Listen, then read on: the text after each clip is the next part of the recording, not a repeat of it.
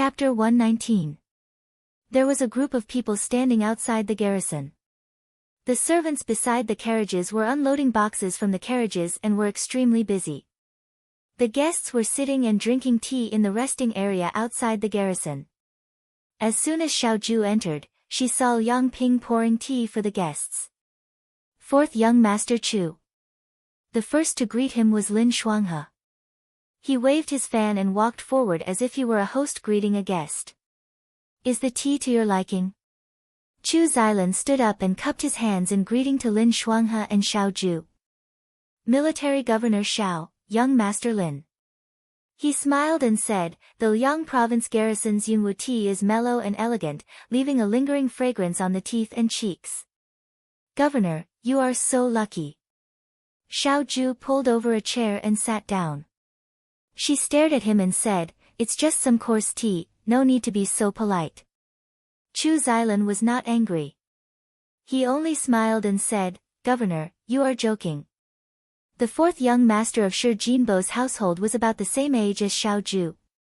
Compared to Xiaoju's usual indifferent and lazy expression, he appeared much gentler. He was also very good-looking. His facial features were delicate, his skin was fair, and he wore a loose jade-colored robe. He appeared even thinner than before. His eyes were long and narrow, and he always had a smile on his face. He was truly an elegant gentleman, as gentle as jade. The two of them stood together. One was as cold as autumn water, the other as bright and clear as an orchid. It was a very pleasing sight to behold. Beside Chu Xiao stood a girl who looked like a maidservant. Although she was wearing the clothes of a maidservant, she was exceptionally beautiful. Her facial features were deep and bright. Even though she was wearing plain clothes, it was difficult to conceal her beauty. Lin Shuanghe was used to seeing beautiful women, but when he saw this girl's appearance, he couldn't help but be dazzled. He sighed inwardly. When master and servant stood together, they did not look like people of the mortal world. Of Shi Jinbo's 4 sons, the first 3 had average looks. Only this one looked so beautiful. It seemed that a mother's appearance was very important. Fourth young Master Chu, why have you come to the Liang State Guard? Xiaoju asked. Chu Xiao laughed and said, His Majesty heard that Military Governor Xiao has annihilated tens of thousands of enemy troops in the Liangzhou Guard and eradicated the remaining evildoers of the Chang tribe. His Majesty's dragon countenance was greatly pleased and specially sent me to deliver the reward, while at the same time, he wanted to see the morale of the Liangzhou Guard. Reward? Xiaoju looked at him playfully and said carelessly, Liangzhou is a cold and bitter place. For fourth young Master Chu to lower himself to come and watch, he smiled, it's not simple. Chu Xiao said, it is Xilan's fortune to be able to see the mighty army led by Military Governor Xiao with her own eyes. Xiaoju laughed but didn't say anything. His Majesty also ordered me to hold a banquet to celebrate our victory in Liang province. Chu Xiao said, however, I am not clear on how the Liang province guard normally celebrates. Therefore, I can only trouble the commander-in-chief. The new recruits who died in battle have just been buried, Xiaoju said, I'm afraid it's not very appropriate to celebrate now. Chu Xiao's smile was gentle, but his tone was firm, how can there not be blood in war? Besides, annihilating the enemy is a joyous occasion. Rewards should be rewarded. This is also His Majesty's intention. Was he using the Emperor Wenxuan's name? Xiaoju stared at him for a while. After a while, he nodded and smiled, all right. He stood up and said meaningfully, we can hold a celebration banquet tomorrow. Fourth young Master Chu, please come and join us. Chu Xiao stood up and returned the salute, deference is no substitute for obedience. Xiaoju left the room and ordered Fei Nu, arrange a room for fourth young Master Chu's people. Fei Nu accepted the order and left. Lin Shuanghe followed him out and moved closer to him. He asked in a low voice, what did Chu Xiao come here for? From the looks of it, is he going to stay in the Liang province guard for a while? Su Jingfu is anxious now that he's gone, Xiaoju said calmly, he sent his dog over to take a look. Is there a problem? Lin Shuanghe looked back at the room and saw Chu Zhao drinking tea with his head lowered. He asked, "Isn't it a bit unsafe for him to stay here? After all, this guy is Su Jingfu's man." "Unsafe?" Xiao Zhu said, "That depends on his ability. Let's go." "Where are we going?" "Since it's a reward, we should see what's inside." Xiao Zhu said playfully. He came to the Liang province guard with such great fanfare. "It's just a few boxes of rewards. Isn't that a bit unreasonable? You want to take advantage of this opportunity again?" Xiao Zhu glanced at him. Lin Shuanghe said, "I don't mean anything else. I'm just asking. Don't be angry. Let's go see the treasures." He Yan returned from the martial arts practice field and returned to his idle state. He lay on the bed and read a few travel books while waiting for Song Tao Tao to bring him food. After eating, Song Tao Tao was about to leave when he heard some movement outside the door. It seemed that Song Tao Tao was talking to someone. He thought that Xiao Zhu had returned, so he got off the bed and opened the door. He saw Lin Shuanghe immediately. "Dr. Lin?" He Yan looked around but didn't see Xiao Zhu. He asked, "Is the commander-in-chief not here?" "He went to discuss the celebration banquet with the instructor." Lin Shuanghe smiled. "I'll wait for him in the room. I have something to tell him." "Celebration banquet?" He Yan was confused. "What celebration banquet?" "The Liang province guard's celebration banquet." Lin Shuanghe waved at Song Tao Tao. After Song Tao Tao left, he walked towards He Yan. However, when he reached the door, he suddenly stopped and didn't want to go any further. He Yan was confused. "What's wrong?" Lin Shuanghe retracted his hand and said seriously, "It's not good for a man and a woman to be in the same room. If word gets out, it will damage your reputation." He Yan was speechless. She said, "No one knows my identity here. Dr. Lin, you can just treat me as a normal recruit. Also, didn't you come here before?" Lin Shuanghe waved his hand reservedly. "There were other people in the room before. Now it's just the two of us. I'm afraid that it will cause a misunderstanding." "What misunderstanding?" He Yan was helpless. "I often stay in the same room as the commander-in-chief. There's nothing wrong with it." Lin Shuanghe took a step back. "That's even more unacceptable. I can't play with my friend's wife. Do you think I'm a despicable person who would betray my friend?" He Yan was speechless. What kind of nonsense was this person spouting? She thought for a moment and finally came up with a good idea. "How about this, young Master Lin? You go to the commander-in-chief's room, and I'll stay in my room. I'll open the middle door and we'll talk through it. This way, we won't be in the same room, but in two separate rooms." "How does this work?" Lin Shuanghe didn't expect He Yan to be able to do this. After a moment of surprise, he slapped his fan. "Let's do it this way." He Yan returned to his room and used Cheng Lisu's silver thread to pry open the lock. He struggled to push a stool to the other side of the middle door. Lin Shuanghe was already waiting there. He looked at the middle door and asked He Yan, "Do you usually play like this?" "How?" "Well." Lin Shuanghe seemed to feel embarrassed when he said this. He shook his head and smiled. "I didn't expect Huijin to be like this as well." He Yan was confused by his words, but he still remembered what he said about the celebratory feast. He asked, "Dr. Lin, what's the celebratory feast you mentioned earlier? Didn't you defeat Raidamuzi's people and wipe out tens of thousands of enemy troops?"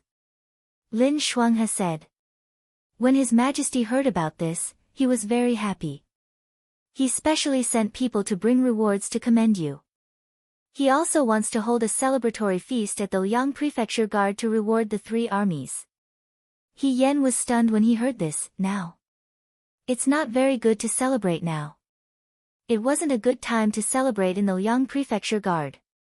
Although they won this battle, they came in a hurry. At the beginning, they didn't know what was going on, so dozens of sentries died.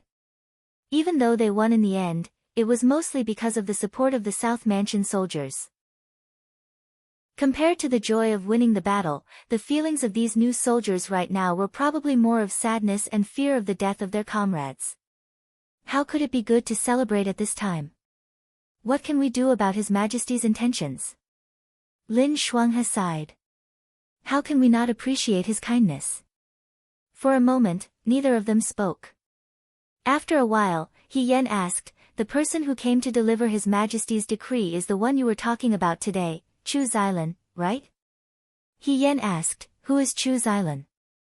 You've never heard of Chu Xilan? This time, Lin Shuanghe was surprised. He Yen shook his head. Xiao Rubi is the #1 dream man in the capital, Xiao Huijin is #2, and Chu Xilan is #3. Lin Shuanghe sighed. However, ever since Xiao Rubi got married, there's only Xiao Huijin and Chu Xilan. Our Huijin has a cold personality and doesn't like to talk to girls. In the past few years, he's not as good as Chu Xilan. Although Chu Xilan's background is a bit low, he's good-looking and gentle. He's not even engaged yet. If you ask the girls in the capital who they want to marry, they'll probably say Chu Xilan. What? He looked at He Yen. You've never heard of him when you were in the capital? That's impossible. Of course, He Yen didn't know. Previously, she had been leading troops into battle. How could she have the time to pay attention to the affairs of the heart or the handsome men in the capital? Later, she returned to the capital and quickly got married. She had no way of knowing about other men. Chu Xilan really hadn't heard of him. I've been raised in the boudoir by my father since I was young. I never left the house and rarely even spoke to other men, He Yen said seriously. I really don't know anything about the outside world. Is that so?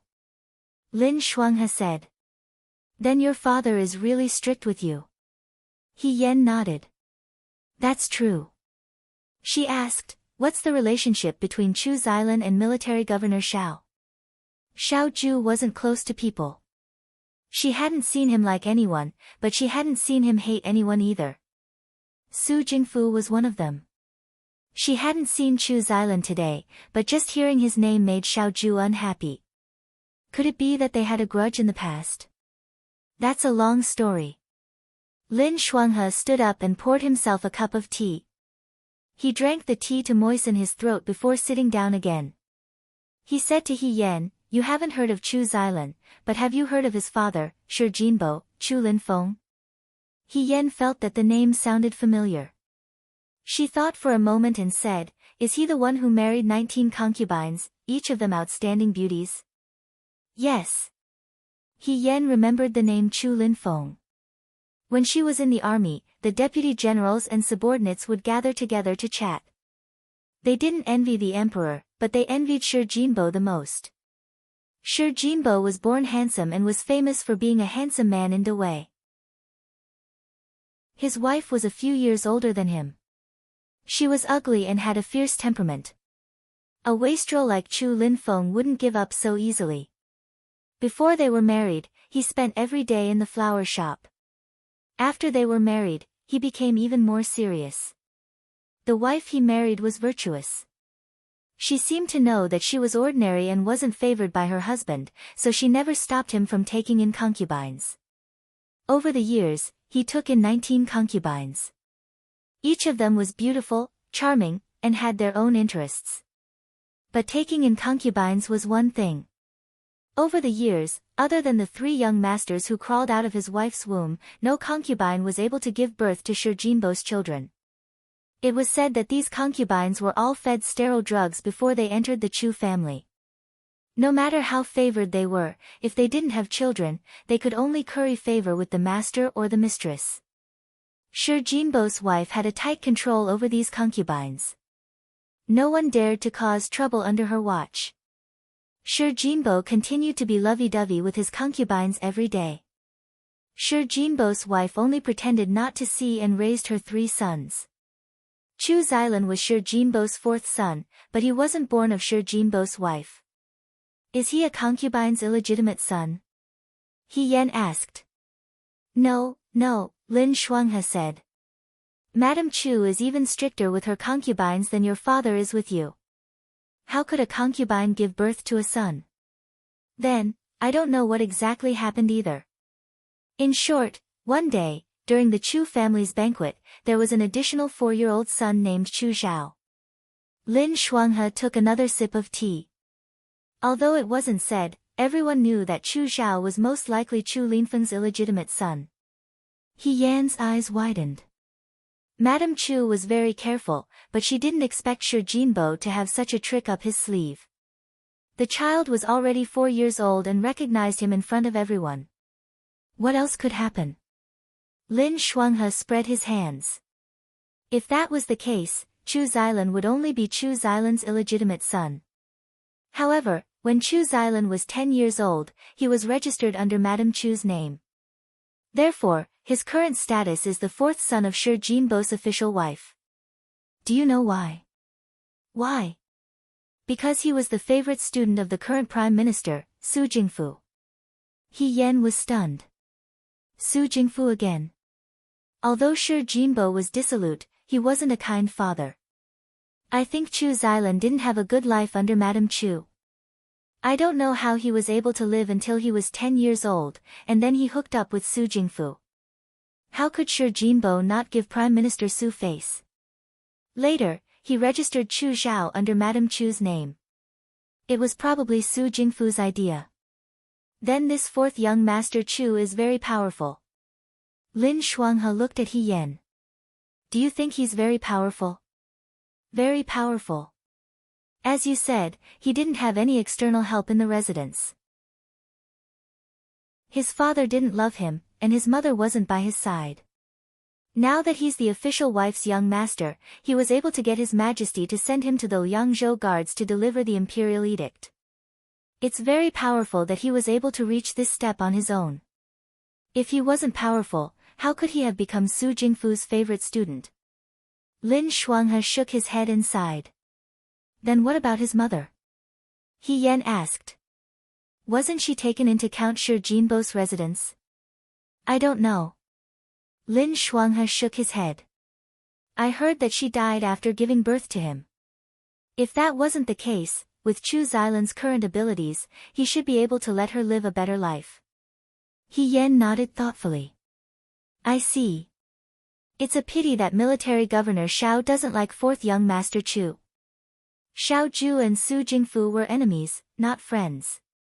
Chu Xilan was Su Jingfu's student. Naturally, he was also Xiao Ju's enemy. Brother, Lin Shuanghe said, if you had to choose between Huaijin and Chu Xilan, who would you side with? He Yan felt that this question was simply inconceivable. Why do you ask? I'm just curious as to what choice the young lady from Dawei will make. I don't even know Chu Xilan, He Yan said. Of course I'll side with the governor. Lin Shuanghe revealed a meaningful smile. There's no need to speak so early. You'll be able to see Chu Xilan at the celebration banquet tomorrow. He Yan, so what if I see him? What's so special about him? He Yan didn't expect that, just as Lin Shuanghe said, she would see the man of Dawei's dreams the next day. He was the 4th young Master Chu Xilan, who could compete with Xiao Ju. It was rare that it didn't snow that night. The next day, it just so happened to be a sunny day. Although the weather was cold, people felt warm when the sun shone on them. He Yan got out of bed to eat porridge. She felt that the wound on her waist healed faster after being exposed to the sun. The Liangzhou guards were really strange. During the summer, they were so hot that they would cry and scream whenever they saw the sun. During the winter, they would be happy if they could even see half the sun. She couldn't go to the martial arts arena for day training now, but she felt that the sun was very good, so she decided to walk around the courtyard with her staff. She had just reached the door when she heard Song Taotao's voice. I saw this golden pastry roll first. It's mine. Immediately after, a woman's good-natured voice said, Miss, this pastry roll was specially made by our young master's chef. It didn't come from the Guard Institute's kitchen, so it's not yours. You think it's your young master's just because you say so. The young lady said angrily, It's all in the kitchen. How would I know if it was made by your chef? Since you have a chef, can't you just make another pastry roll? The process of making golden pastry rolls is troublesome. If we make another pastry roll, we'll miss the young master's meal time. Then don't eat it. Miss, He Yen couldn't listen anymore. He walked out and said, Miss Song. Song Tao Tao turned her head and looked over with the woman who was arguing with her. She said happily, Big brother He. This is a golden pastry roll. Do you want to try it? He Yen, the woman also said, that's the young master's. He Yen took the golden pastry roll and returned it to the woman. He said, she's just a child who doesn't know any better. Please don't mind her. Big brother He. Song Tao Tao stomped her feet in anger. Why did you return it to her? It's mine to begin with. He Yen shook his head. She guessed that the young master the woman was talking about was probably the fourth young master of Count Shijin's estate, Chu Xilan. Chu Xilan and Xiao Ju's relationship was so delicate. If he caused any trouble for Xiao Ju because of this, the loss would outweigh the gain. Thank you, young master. The woman smiled sweetly at He Yen. He Yen was also stunned. For a moment, he was shocked by the young lady's beauty. There were very few young ladies in the Liang province guard. Excluding her, who was a fake, there were only Shen Muxue and Song Tao Tao. One was elegant and beautiful, while the other was adorable. Now that there was someone as beautiful as a peony, it was especially eye-catching. Even Chu Xilan's maidservant was this beautiful? He Yen thought to himself. Previously, Lin Shuanghe had mentioned that Dewei women ranked their husbands first. Only an idiot would choose Chu Xilan. If the maidservant he picked was already this beautiful, how could a normal woman catch his eye? He might as well choose Xiao Ju. Xiao Ju was surrounded by men. Perhaps he had seen too many men, and now he saw a woman, so his requirements were much lower and there was still a chance. Seeing He Yen staring at the woman's face without saying anything, Song Tao Tao became even more anxious. She anxiously tugged on He Yen's sleeve and said, Why are you looking at her? What's there to look at? The woman holding the golden pastry roll saw this and burst into laughter. Her smile was captivating. Ing Xiang, someone said. The maidservant named Ing Xiang immediately stopped smiling and bowed. Fourth young master. Fourth young master. Chu Xilan. He Yen turned around and his gaze fell on the person in front of him. It was a young man wearing a light jade-colored robe with extremely wide sleeves and a jade crown. He looked as noble and pure as an orchid, but also as handsome as a banished immortal.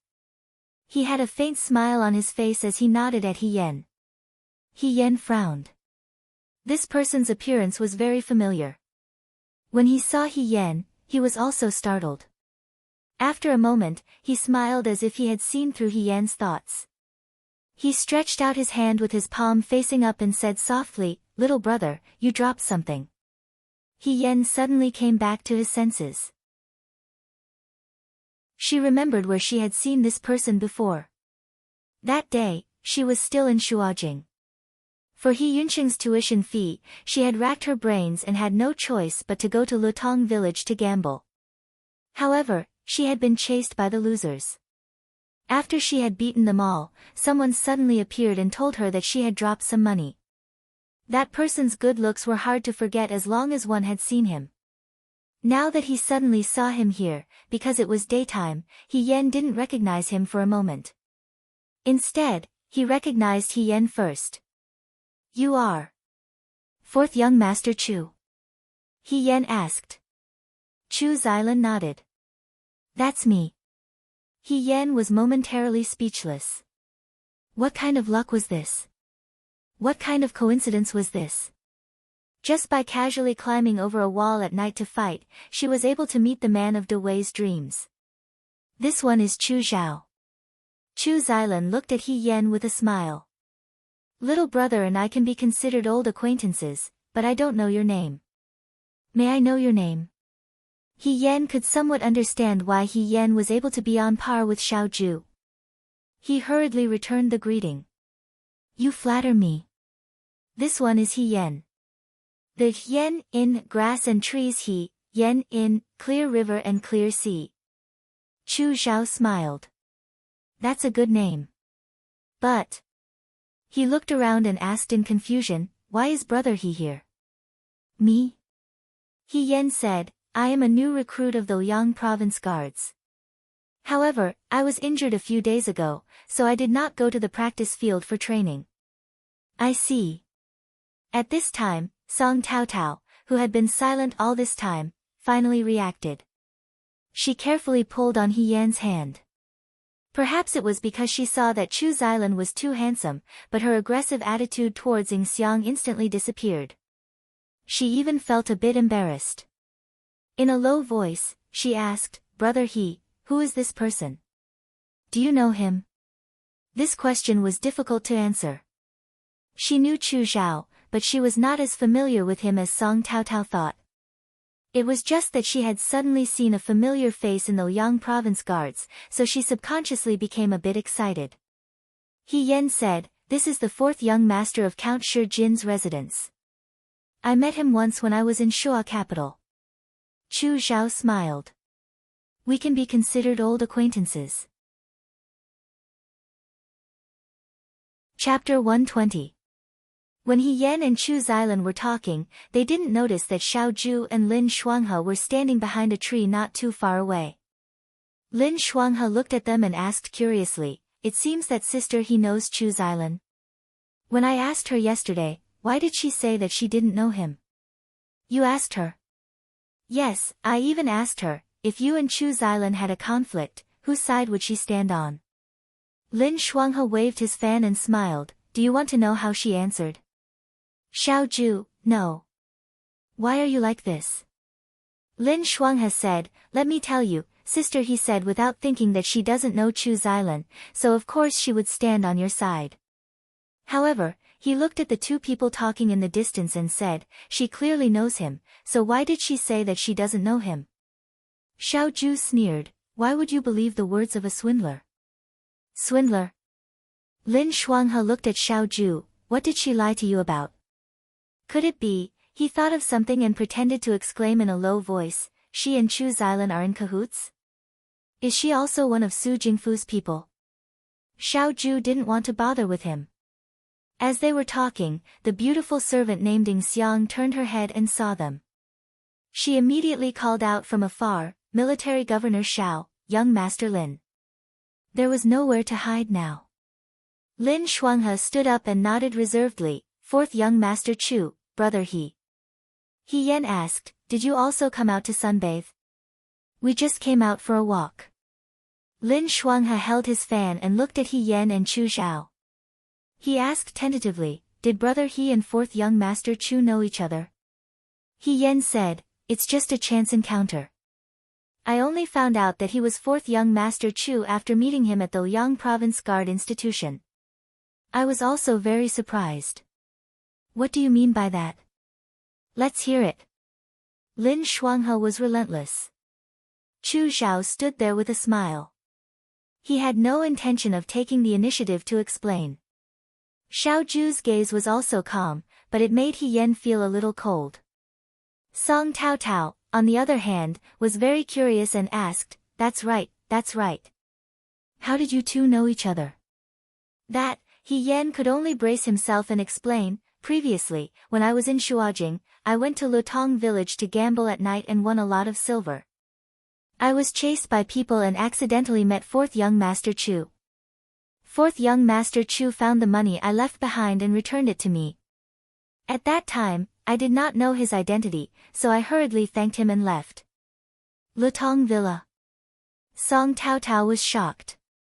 Big brother He, you're gambling. Didn't you say that your father is very strict with you and that you don't leave the house? Lin Shuanghe couldn't help but ask. He Yen raised his head and met Xiao Zhu's half-smile. He couldn't help but feel his scalp go numb. Taking a step back, he said, at that time, I was forced to make a living. I only went there once. I haven't gone there since. Lin Shuanghe and Xiao Ju both knew that she was a woman. For a woman to go gambling alone at night, it was a bit too shocking. Furthermore, gambling was not a good thing, but to say it in front of this group of important people really made her feel ashamed. I didn't think that brother he would come to the Liang Province Guard Institution, Chu Xiao said with a slight smile. It can be said that you and I are fated. That night, I still remember how strong brother he was when he dealt with those thugs. Are you very strong? Lin Shuanghe asked He Yan. He Yan gave a perfunctory smile. I was just lucky. At tonight's celebratory feast, I must drink a few more cups with brother He, Chu Xiao said. That way, we won't waste our fate. He Yan, thank you, fourth young master Chu. She thought that this Chu Xiao was really too easy to get along with. As the son of Shi Jinbo, and now Su Jingfu's favorite student, no matter what, it was rare for him to be so patient and gentle to a normal recruit like her. Not to mention whether he was good or bad, just based on his ability to conduct himself, there was nothing to say. Ing Xiang, Chu Xiao glanced at Song Tao Tao and said with a smile, give the golden roll to this little girl to eat. I don't need these. Song Tao Tao was overwhelmed by this favor. For me. Yes, he said warmly. If you really like it, I can have the chef make it for you every day. But, young master, Ing Xiang said hesitantly. I brought the chef here especially for you. I'm not particular about what I eat, Chu Xiao said. There's no need to make these every day. Then. Song Tao Tao hesitated for a moment, then looked at him. Thank you, fourth young master Chu. You're welcome. He Yan looked at him and felt that Lin Shuanghe had mentioned yesterday that De Wei was the #1 man in women's dreams. No wonder Chu Xilan had surpassed him. He looked like this, and he was so gentle and considerate to women. He was probably the type that everyone, regardless of age, would like. Ing Xiang handed the plate with the golden roll to Song Tao Tao. Chu Xiao looked at Xiao Ju. Military Governor Xiao, where are you planning to go? The martial arts arena. Xiao Ju smiled. Fourth young master Chu, do you also want to go? There's no need for me to go. Chu Xiao smiled. I'll just go back to my room and read for a while. Lin Shuanghe cupped his hands towards Chu Xiao. Then I'll see you tonight. He then looked at He Yan. Brother He, what are you doing? Me? He Yan didn't dare to stay too long with Chu Xiao. This person was still Su Jingfu's student. Who knew if he was a friend or foe? He said, the weather is good today. I'm planning to take advantage of the sun to walk around the courtyard and recover. That's fine too. Lin Shuanghe instructed. Just don't make too much of a commotion. He Yan nodded. The group then parted ways. Because Chu Xiao lived nearby, He Yan didn't dare to go out casually. Even though she really did want to ask Chu Xiao about the situation in Shuajing. However, looking at the atmosphere between Xiao Ju and Chu Xiao, at least now wasn't a good time to ask. She went to the courtyard and tried to throw away the stick. She walked around for a while and only stopped when she felt tired.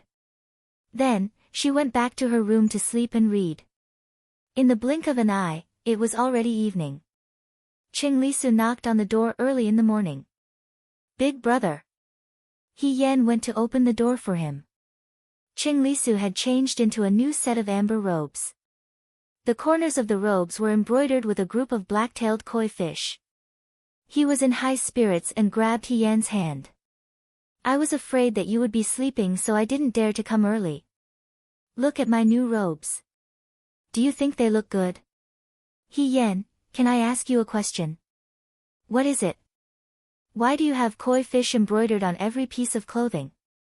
When they were in Liangzhou City, Qing Lisu gave her a set of robes with koi fish embroidered on the corners. He Yan had wanted to ask him for a long time. Was there a special meaning behind it? You don't know. Qing Lisu turned around. Speaking of which, my father fell in love with my mother at first sight. However, my mother's family had already taken her place in another family. They disliked my father because he was 2 years younger than my mother. My father bribed the cook in the residence to send the koi fish to my mother's small kitchen. When the cook was butchering the koi fish, he saw the letter inside. My mother was moved by the letter. Later, she persuaded my grandmother to marry my father. Cheng Lisu usually didn't remember poetry and literature. However, he remembered it by heart now. He spoke with fervor and assurance. The guest came from afar, leaving me a pair of koi fish. Cooked koi fish, and there was a ruler in the book. Kneeling and reading the book, what was in the book? On the top, it said to be longing for each other.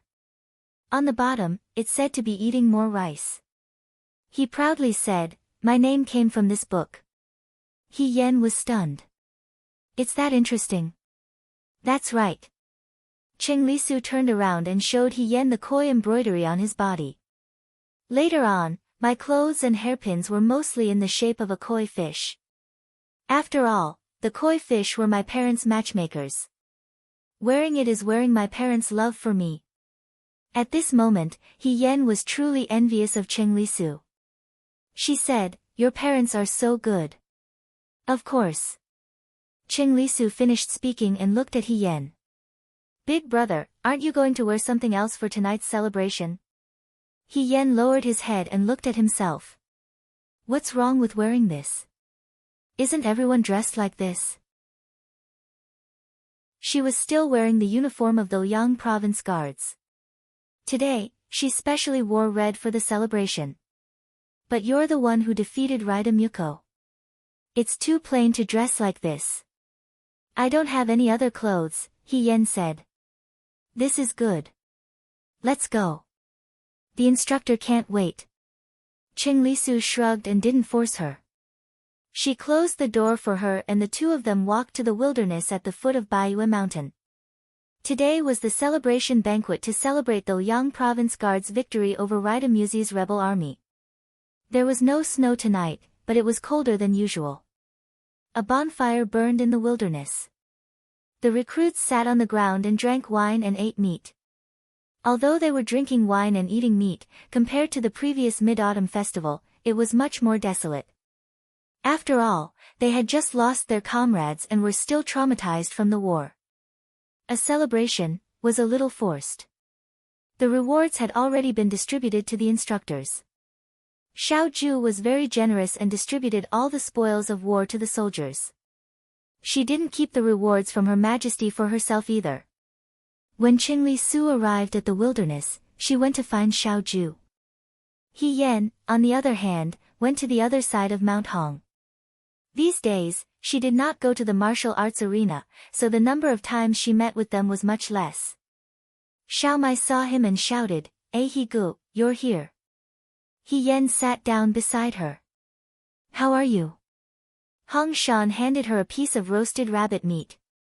Are you feeling better? I see that you're not holding a stick anymore. Can you go now? He Yen took the rabbit meat. The rabbit meat was roasted until it was sizzling with oil. During the winter, all the wild beasts were hibernating, so rabbits were difficult to catch. Just the smell of it made her hungry. She took a bite and chewed as she said, not bad. In another 2 months, I'll be able to fight alongside you all again. Forget it, Wang Ba said with disgust. Aren't you the only one in the limelight every time? I heard that the higher-ups gave you 10 taels of silver as a reward. He was very jealous. You're rich. Brother, he almost lost his life. 10 taels of silver is nothing. He should get a bigger share. Jiang Jiao said, but I thought that brother he would get a promotion this time. I didn't expect that he didn't. He Yen was angry when this matter was brought up. Logically speaking, she made a contribution and helped the Liang province guards. No matter what, she shouldn't be a small soldier. Even if she didn't get a promotion, she should go to the 9 Flags Battalion. Even if she didn't go to the 9 Flags Battalion, she should go to the Vanguard Battalion. But now, she received more rewards than normal recruits, but promotion? She didn't even see a shadow. Was it so hard to be promoted as a soldier under Xiao Ju? Don't say any more. If you continue, brother he will get angry again. Huang Xiong saw that she was unhappy and said, you've already won over everyone in the Liang province guards. Even if it's not now, you'll get a promotion sooner or later. Don't worry. He Yan went against her conscience and said, I'm not worried. It was just that she tossed and turned on her bed in the middle of the night. She wanted nothing more than to rush into the room next door and grab Xiao Ju and ask her why. Although the celebratory banquet was a celebratory banquet, Xiao Ju wasn't here. The rewards had already been distributed to everyone, so tonight was just a gathering of the recruits. The Liang province guards were next to Mount Baiyue, while the southern prefecture guards were next to Wulu River. They minded their own business. Shi Tu poured He Yan a bowl of wine and said, drink. He Yan stared at the wine in the bowl. I'm injured right now. I can't drink so much. That's right. I almost forgot. Hong Shan took the bowl away. Then don't drink. Just drink water. He Yan said, okay. After sitting for a while, she heard someone call her from behind. Brother He. He Yan turned around and was stunned. It was actually Chu Zhao. By Chu Zhao's side, there was also that beautiful maidservant, Ying Xiang. It was rare to see such a beautiful woman in the Liang province guards. For a moment, Hong Shan and the others were stunned. Wang Ba whispered, this brat. Why does he always have such good luck with women? He thought that he was whispering, but everyone present heard him. Ying Xiang couldn't help but laugh. Chu Zhao also laughed. I already told brother He that I would definitely drink with you today. Ying Xiang said, before our young master came, he specially brought Chang and Chun. Please drink with us, young master He. As soon as she finished speaking, she heard Wang Ba gulp loudly. He Yan. She was in a bit of a dilemma. If she knew that she was drinking with Chu Zhao, would Xiao Ju think that she was in cahoots with Chu Zhao? It would really be snowing in June. As if he could see her dilemma, Chu Zhao smiled and said, it's just a cup. If it's inconvenient for brother He, then it's fine. He Yan had always been amenable to coaxing, but not coercion. Seeing such an immortal young master being so gentle and knowing when to advance or retreat, she felt a bit apologetic. She wasn't some important person, so why would he personally invite her? It was just a cup of wine. She could just treat it as returning the favor of that silver ingot.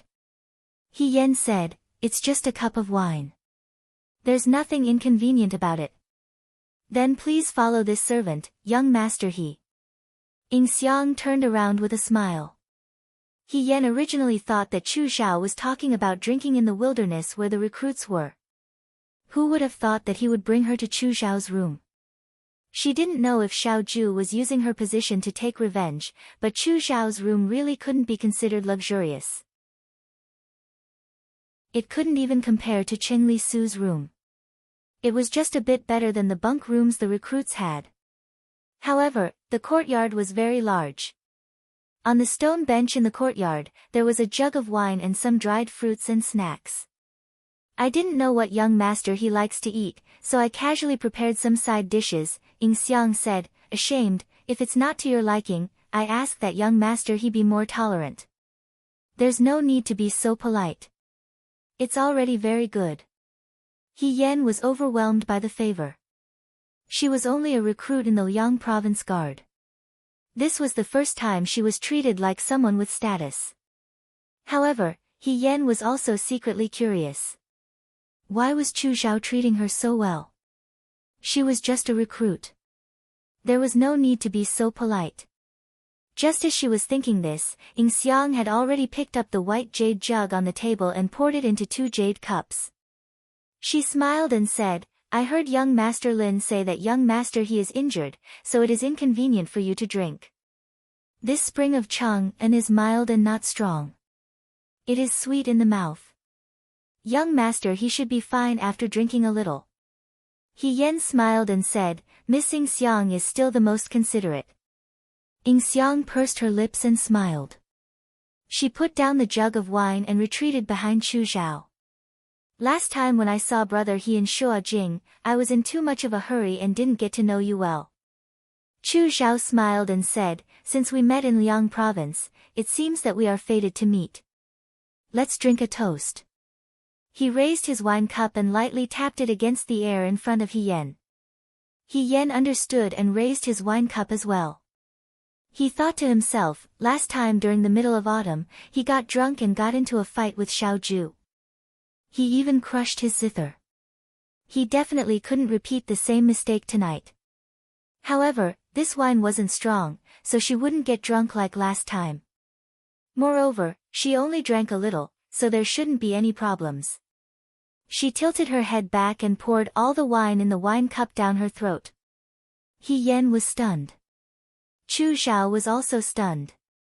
After a long while, Chu Zhao smiled and said, brother he is indeed forthright. He Yan, he had a habit of drinking in one gulp. He wanted to drink in small sips, but his hands were subconsciously moving. When he came back to his senses, he regretted it so much that his intestines turned green. He really wanted to scold himself, why couldn't I control my hands? However, He Yan praised, what a fragrant wine. Ying Xiang snickered. Chang and Spring isn't something you can drink every day.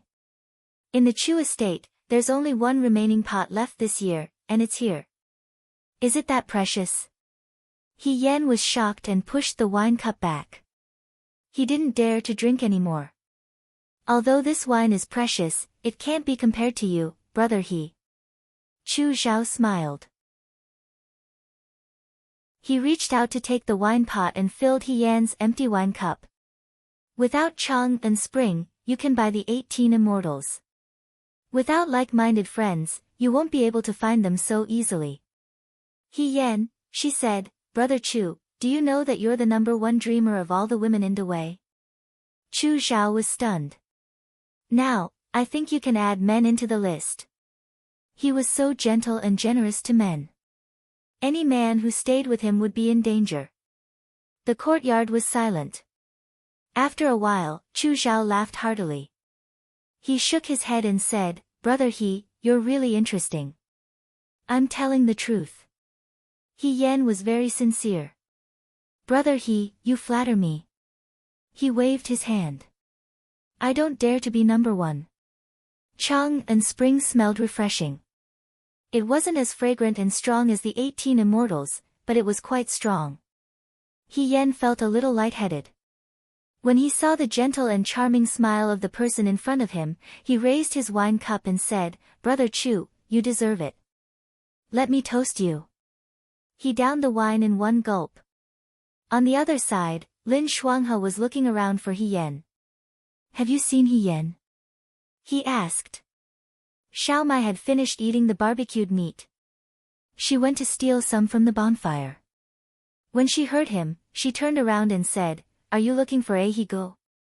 Ahigo was just taken away by 4th young Master Chu from the capital. Chu Zhao. Lin Shuanghe asked curiously, why did he take brother He away? To drink. Xiao Mai scratched her head. He said he would treat Ahigo to a taste of Chang and Spring. When Lin Shuanghe heard the news, he immediately rushed back. When he reached Xiao Ju's room, the door wasn't closed. He pushed it open. Xiao Ju was sitting at the table, wiping her sword. Chang and Spring wasn't an ordinary sword. It had to be cleaned every day to ensure that the blade was crystal clear. Lin Shuanghe asked, do you know where He Yan went? Xiao Ju didn't bother to answer him. Chu Zhao took him to drink. Xiao Ju looked up. So, aren't you worried, big brother? Lin Shuanghe slammed his fan on the table. That's Chu Zhao we're talking about. Move aside. Xiao Ju said unhappily, you're blocking the light. Lin Shuanghe moved to the side. Don't wipe it. In public, Chu Zhao is Su Jingfu's man. If he wants to recruit He Yan to his camp, what will you do? I heard that He Yan's strength is one of the best in the Liangzhou guards. If such a talent falls into Su Jingfu's hands, it will be very troublesome.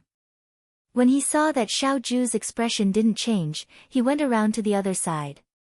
In private, how can you let your girl drink with another man? As soon as he said this, Xiao Ju stopped what he was doing. He looked up and glanced at Lin Shuanghe. Who told you that she's mine? Come on. Lin Shuanghe obviously didn't believe him. If she's not yours, how can you let her live next door with a door in between? You even let her pick the lock. How come I didn't realize that you could do this before? Are you interested? Xiao Ju. If you don't have anything else to say, then get out. Don't bother me. Xiao Huijin, you're not Chu Xilan's opponent if you're so fierce.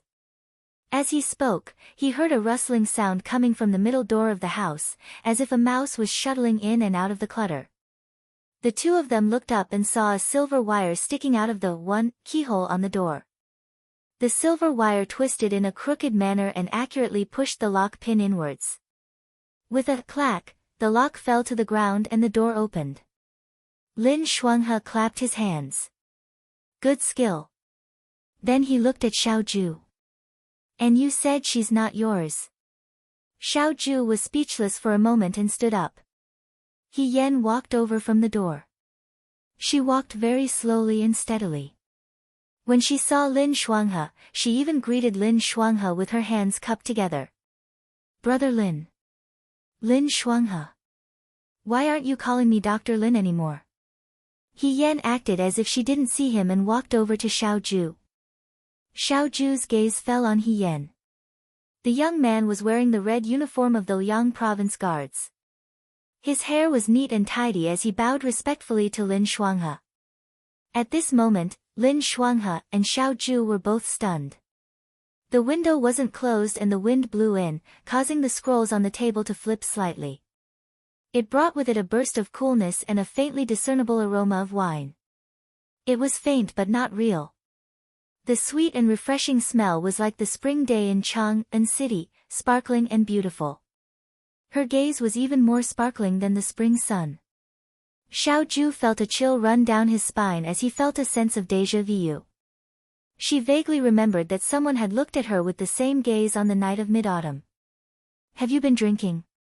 As he spoke, he subconsciously pushed Wan Xiangqin closer.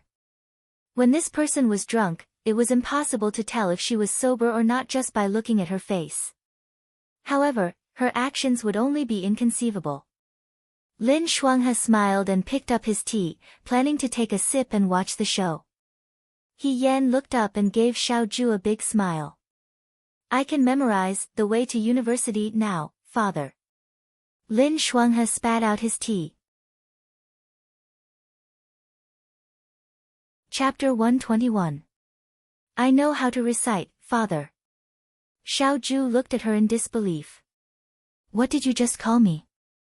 He Yan stared at him with clear eyes and said seriously, the way of the university is to be virtuous, to be close to the people, and to stop at being virtuous. Knowing when to stop leads to steadfastness, being calm leads to tranquility, being calm leads to thoughtfulness, being straightforward leads to virtue. There is a root and an end to everything, and there is a beginning and end to everything. Knowledge is to investigate things. One is to cultivate one's body. The thickest is the thinnest, and the thinnest is the last. Lin Shuanghe was stunned at first, but then he gradually reacted. He pointed at He Yan and asked Xiao Ju, is my little sister drunk? He Yan suddenly rushed over and threw herself into Xiao Ju's arms. She hugged his waist and almost pushed Xiao Ju back 2 steps. She buried her face in his chest and rubbed it. She stammered, Father, I know how to recite.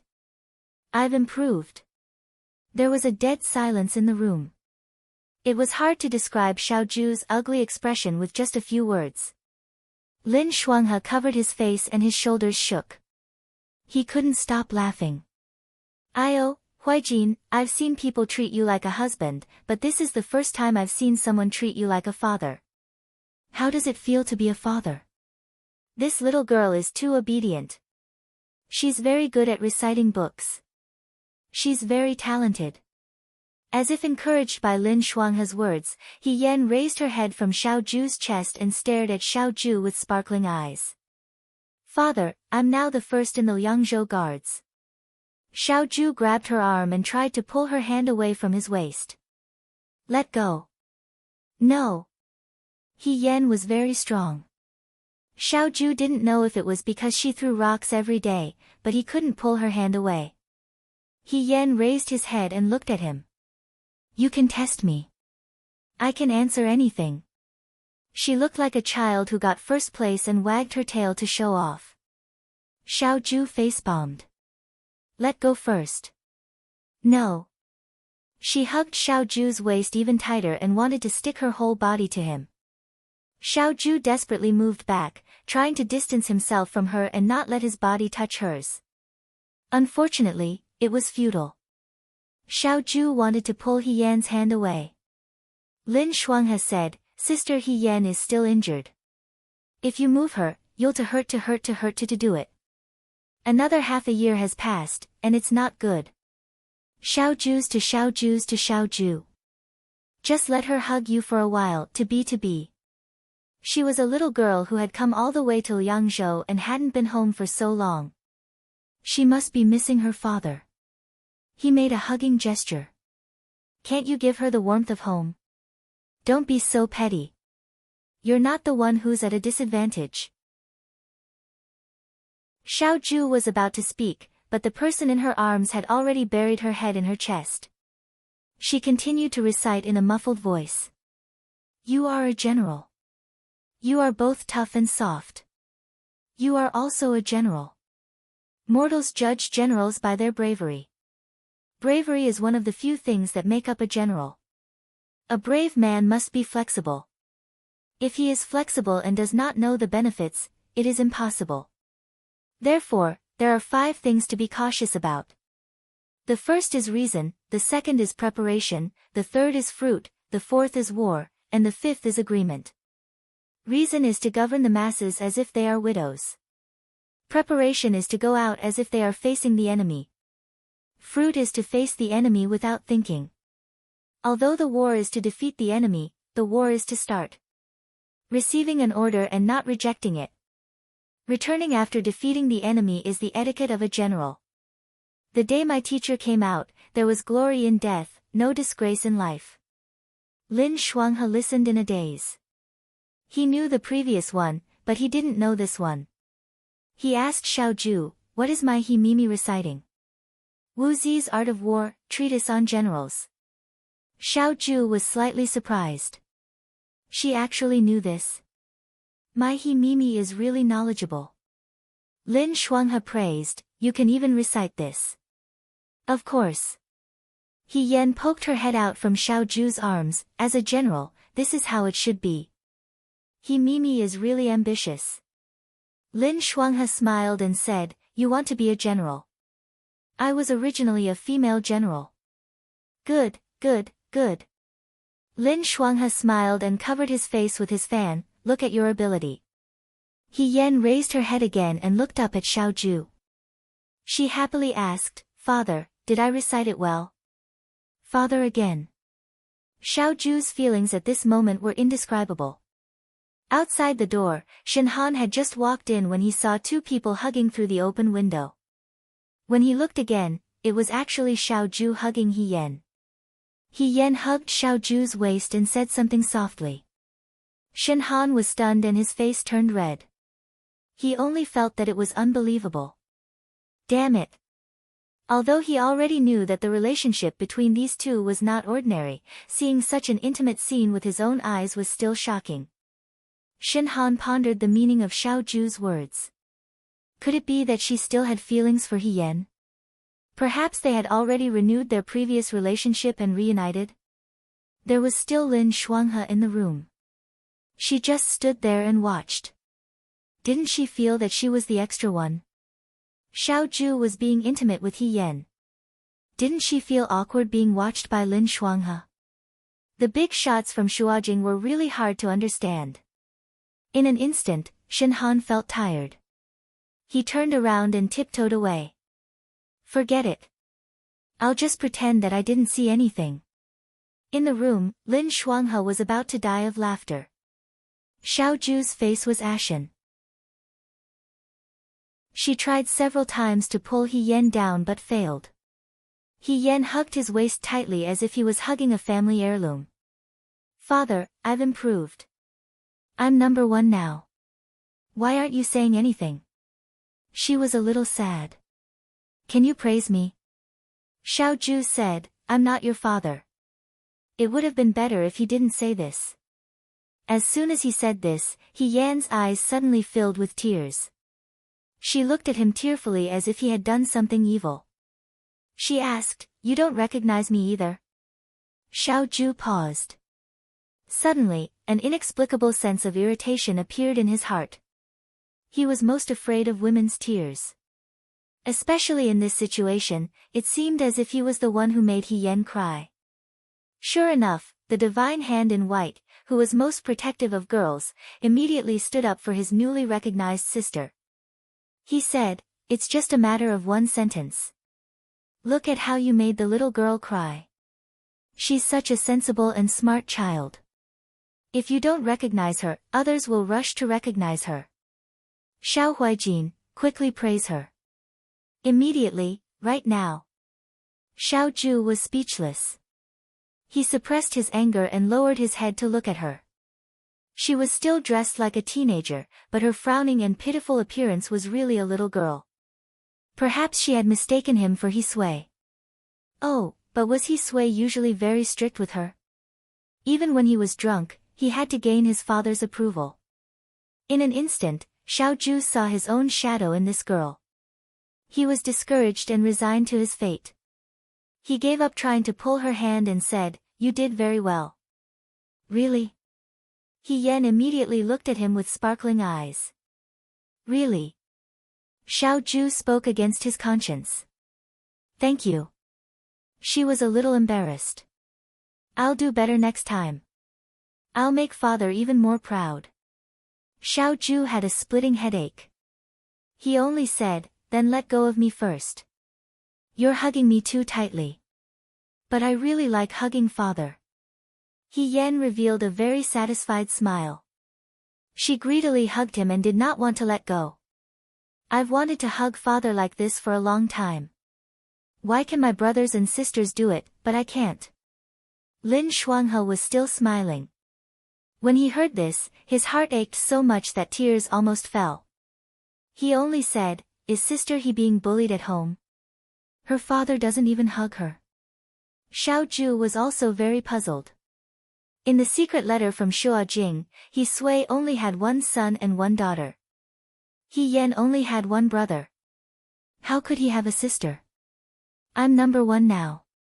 He Yen stared at Xiao Ju and said, Father, aren't you happy? Xiao Ju, he said expressionlessly, I'm very happy. Then what do I get as a reward? Reward? Xiao Ju frowned. What reward do you want? He Yen rubbed her face against the buttons in front of his lapel. Her face was very hot and it was very cool. However, Xiao Ju's body stiffened. You, don't touch me. As soon as he said this, he saw He Yen let go of his lapel. She felt something from his waist and proudly showed it to Xiao Ju. I want this. That won't do. Xiao Ju reached out to snatch it, but He Yen dodged. This person was drunk and her mind was not clear. However, she was still agile and her footsteps were not messy. Just by looking at her appearance, one could not tell that she was drunk. He Yen lowered her head and looked at the thing in her hand. It was a jade pendant carved with a snake. It was a rare black jade. It was warm and cold to the touch. One look and she knew it was a treasure. She loved it so much that she could not put it down. Thank you, father. Xiao Ju was so angry that he laughed. I didn't say I'm giving it to you. Lin Shuanghe stopped him from snatching the jade. He said, Why are you arguing with a drunk person? Let her play with it now. Tomorrow when you're sober, you can ask her for medicine. How can she not give it to you? However, he touched his chin. Sister, he has good taste. She saw the most valuable thing on you at first glance. Not bad. Xiao Ju was too lazy to pay attention to him. However, she did not try to snatch the jade from He Yan. Watch me. Lin Shuanghe walked in front of He Yan and coughed lightly. Brother He, let me ask you. Do you like this jade? He Yan played with the jade pendant in his hand. I like it. Do you like Chu Xilan? Chu Xilan. He Yan asked in confusion, who is that? You're drunk and don't remember this person. It seems like you're not with Chu Xiao. Lin Shuanghe smiled. Then do you like Xiaoju? Xiaoju, are you done? He Yan's answer was unexpected. She looked up as if she was thinking about the name. After a while, she nodded. I like it. Lin Shuanghe's eyes lit up. What do you like about him? Medicine, for me. He Yan held his head. I'm so sleepy. After he finished speaking, he fell on the soft couch and fell asleep. Lin Shuanghe stood up straight. She said waist. Xiaoju did not hear what He Yan said. She was a bit annoyed. What? She likes your waist. Lin Shuanghe opened his fan. She's too direct. Xiaoju threw a teacup at him. Get lost. On the other side, Ying Xiang put away the empty wine pot in the room. The smell of spring in Chang'an still lingered in the courtyard. Chu Xiao took off his outer garment and sat down on the couch wearing only his inner garment. The beds in the Liang province guards were not as hard as the beds in the capital. Although they were not as hard as the beds, they were not comfortable. Ying Xiang walked over and knelt in front of the couch.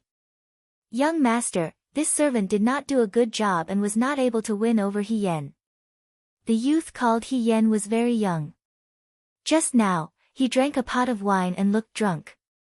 However, he wanted to discuss the art of war with Chu Xiao. Chu Xiao did not understand the art of war, so he listened to the youth speak with assurance.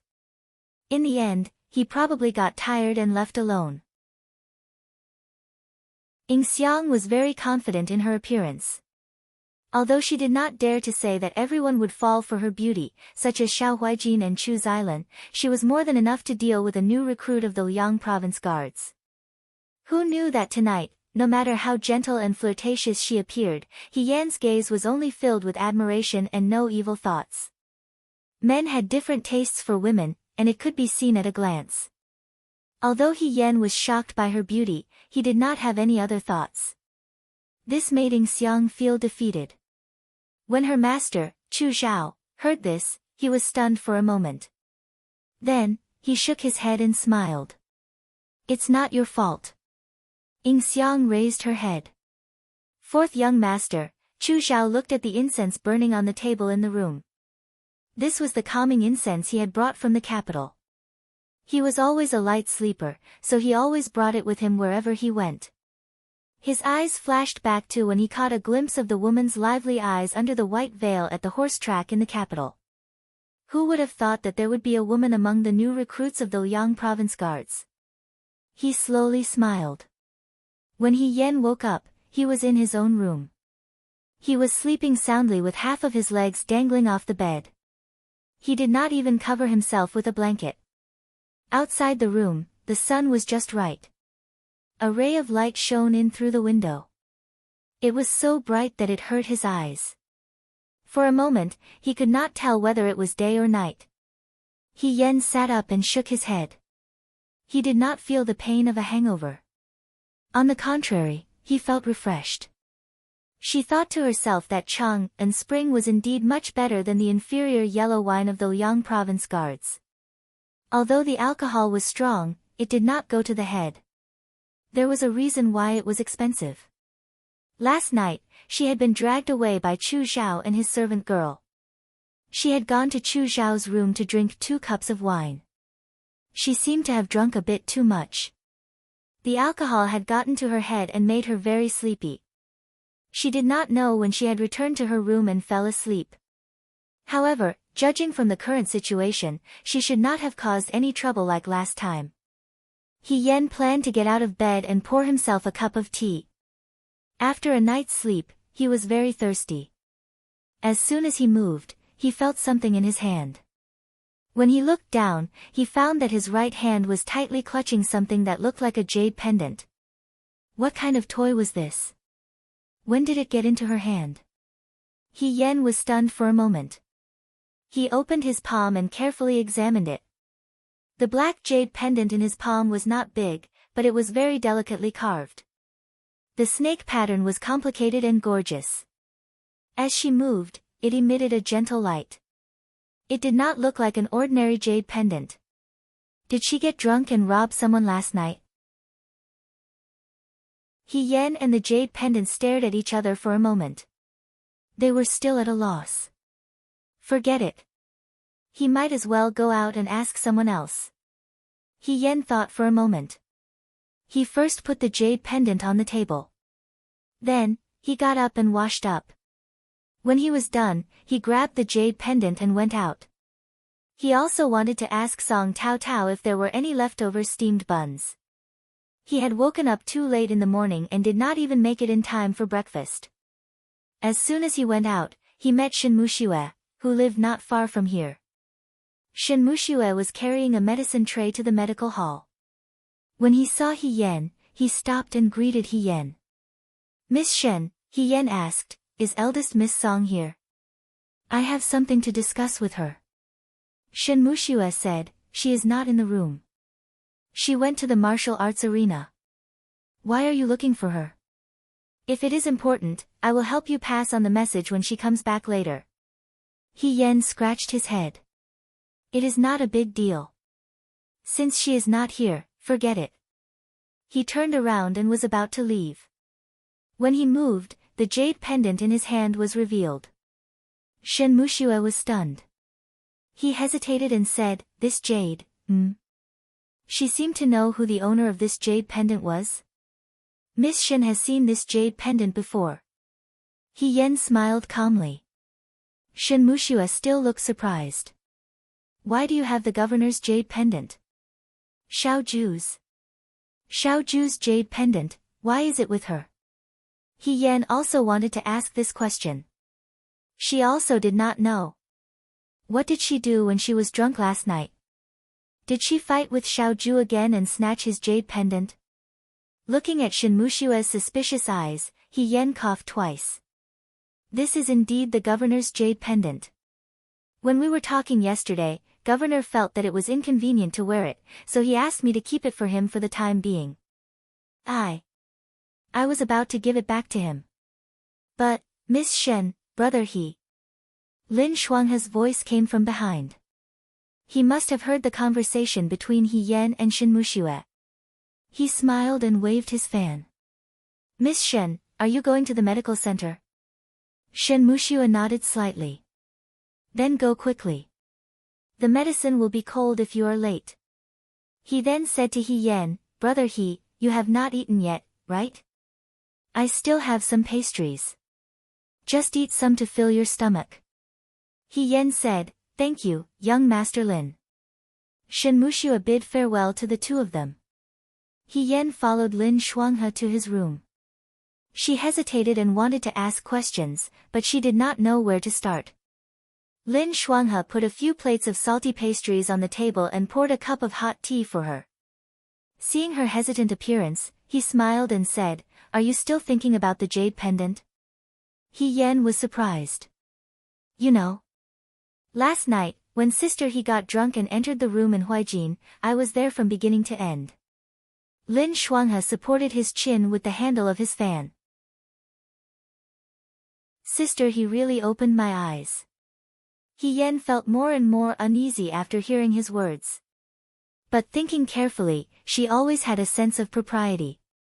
It was impossible for her to make a scene and lose her composure after getting drunk. At most, she would spar with Xiao Ju.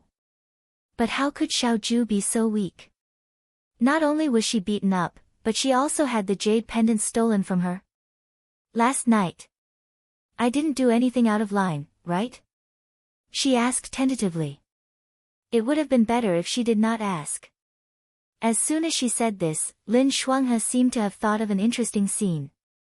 He first tried to hold back his laughter, then couldn't hold it in anymore. He slapped the table and laughed wildly. He Yan looked at this refined young man who was laughing uncontrollably. He did not care about his image at all. He did not look like the elegant young master from Shua capital. He Yan was so anxious that her heart was scratching.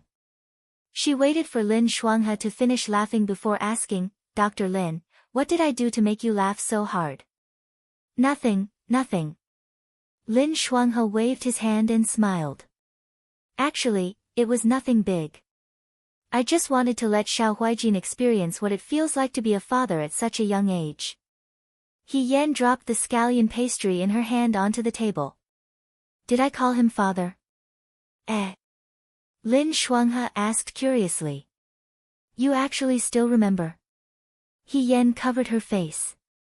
She really did not remember. But she remembered that when she was young, there was also a family banquet. At that time, she had gone from the last place to the third place from the bottom, hoping to be praised by her father. In the end, no one cared. During the family banquet, she accidentally drank a mouthful of plum wine as osmanthus do. At that time, He Yan had not yet joined the army. She did not have the tolerance to drink 1,000 cups and was drunk after 1 cup. After she was drunk, she hugged He Yuanliang's leg and called him father. She even asked He Yuanliang for a reward. When she woke up the next day, the He family said that it was because He Yuansheng was too strict with He Yan. That was why she thought that second uncle was acting coquettishly. Madame He, however, did not like it and scolded her in the room so that she would not say anything wrong in the future. But in the end, it became a hurdle in her heart that she could not get over. Because she had never been acknowledged, she especially looked forward to it. Because she saw other sisters acting coquettishly with their fathers, she longed for her father to pat her on the head and say, "You did well." Perhaps it was because she saw Lin Shuanghe in the Yangzhou Guards, which reminded her of the things that happened when she was young. What she thought about during the day, she dreamed about it at night. Even when she was drunk, she could not avoid it. Instead, she became a joke. Forget it. What was done was done. So what if she could turn back time? He Yan put the jade in her hand on the table. "What is this?" "This is Huijin's reward for you." Lin Shuanghe held back his laughter. "Reward? You memorized very well. You memorized The Way of University and Wu Zi's Art of War in front of Huijin. Huijin was very pleased and gave you this jade as a reward." He Yan. "I snatched it, didn't I?" Lin Shuanghe failed to hold back his laughter and laughed loudly. As he laughed, he slapped his fan. "Sister He, you didn't see Huijin's face at that time. I've known him for so long, but it's the first time I've seen him so embarrassed. Which woman in this world would dare to hug him and not let go?" He was forced to retreat step by step. He even gave away his family heirloom jade and had nothing to say. "Only you, sister." He cupped his fists at He Yan. "Only you." He Yan was dizzy from his words. She caught the key words in his words. Family heirloom? She looked at the jade on the table. This one. The night before Madame Zhao's zodiac, she dreamed of a big black snake with 2 pieces of jade in its mouth. It was circling around the pillar in front of their residence. Later, after Xiao Jing was born, she took the name Ruby. There was a bandit gentleman, like gold or tin, like a jade. After Xiao Ju was born, her family name was Huijin. He Yan said, Huijin held Yushi, so he couldn't show his poverty. Yes, that's what it means. Lin Shuanghe put away his fan. The 2 brothers' names are both related to jade. Because Madame Xiao dreamed of the big black snake, the Empress Dowager bestowed a 2-colored jade, half black and half white. It was made into 2 jade pendants with snake patterns. The white one was given to Xiao Ruby, and the black one was given to Xiao Huijin. Ever since I've known Xiao Huijin, I've never seen this jade pendant leave his body. He Yan looked at the jade pendant in front of her and suddenly felt that it weighed more than 1,000 pounds of gold. That's why I said, Sister He, you have a very good eye. Lin Shuanghe praised, of Xiao Huijin's entire body, apart from himself, this jade pendant is the most valuable thing. You didn't miss out on either of them and took them all. Brilliant, amazing, beautiful. Chapter 122. On the way to the practice field, He Yen was still thinking about what Lin Shuanghe had said. The snake-patterned black jade in her hand was as cold as water. In the winter, it was so cold that it cleared her mind. Yesterday, he had gotten drunk and stolen Xiao Ju's jade. To be able to do such a shocking thing, it seemed that in the future, she really couldn't drink as she pleased. As He Yen thought, she had already reached the side of the practice field. In front of Xiao Ju stood a person wearing the black armor of the Southern Fu army. His head was lowered and he didn't speak. When he got closer, Xiao Ju said coldly, "This is your formation." That person was probably his vice commander, the leader in charge of the Southern Fu army's formation. He looked tall and strong, but in front of Xiao Ju, he was like a child who had made a mistake. He lowered his head and said, "This subordinate knows his mistake. Everyone might not be used to the snowy weather in Liangzhou." "Not used to it?" Second young master Xiao glanced at him and asked, "Do you need me to teach you how to get used to it?" He Yen clearly saw that the tall and sturdy man was so frightened by Xiao Ju's words that he trembled. He said, "This subordinate will take them to train right now." "Double the daily training," Xiao Ju said calmly. "If this happens again, you don't have to stay in the Liangzhou guard anymore." "Yes." The man obediently left again. He Yen craned his neck to look at the martial arts field. He saw that after the man left, he poured a torrent of abuse on the southern prefecture soldiers standing in front of him, and once again began to drill the military formation. He couldn't help but be speechless. Xiao Ju's attitude towards the southern prefecture soldiers was different from his attitude towards the Liang province guard recruits. He rarely showed his face towards the Liang province guard recruits, while he was more distant towards Shenhan and the others, and was even more courteous. Only when he faced the Southern Fu army did he truly show his usual self. Casual, cold, like a military governor who would scold people at the slightest disagreement. When she was General Fei Hong, was she also this annoying? He Yen silently reflected on himself. Just as she was thinking, Xiao Ju turned around. When she saw her, she paused for a moment before asking impatiently, "What are you doing here again?" He Yen smiled apologetically and stretched out her palm. There was a piece of black jade lying in her palm. She said, "Governor, you seem to have left something with me last night. I'm specially returning it to you."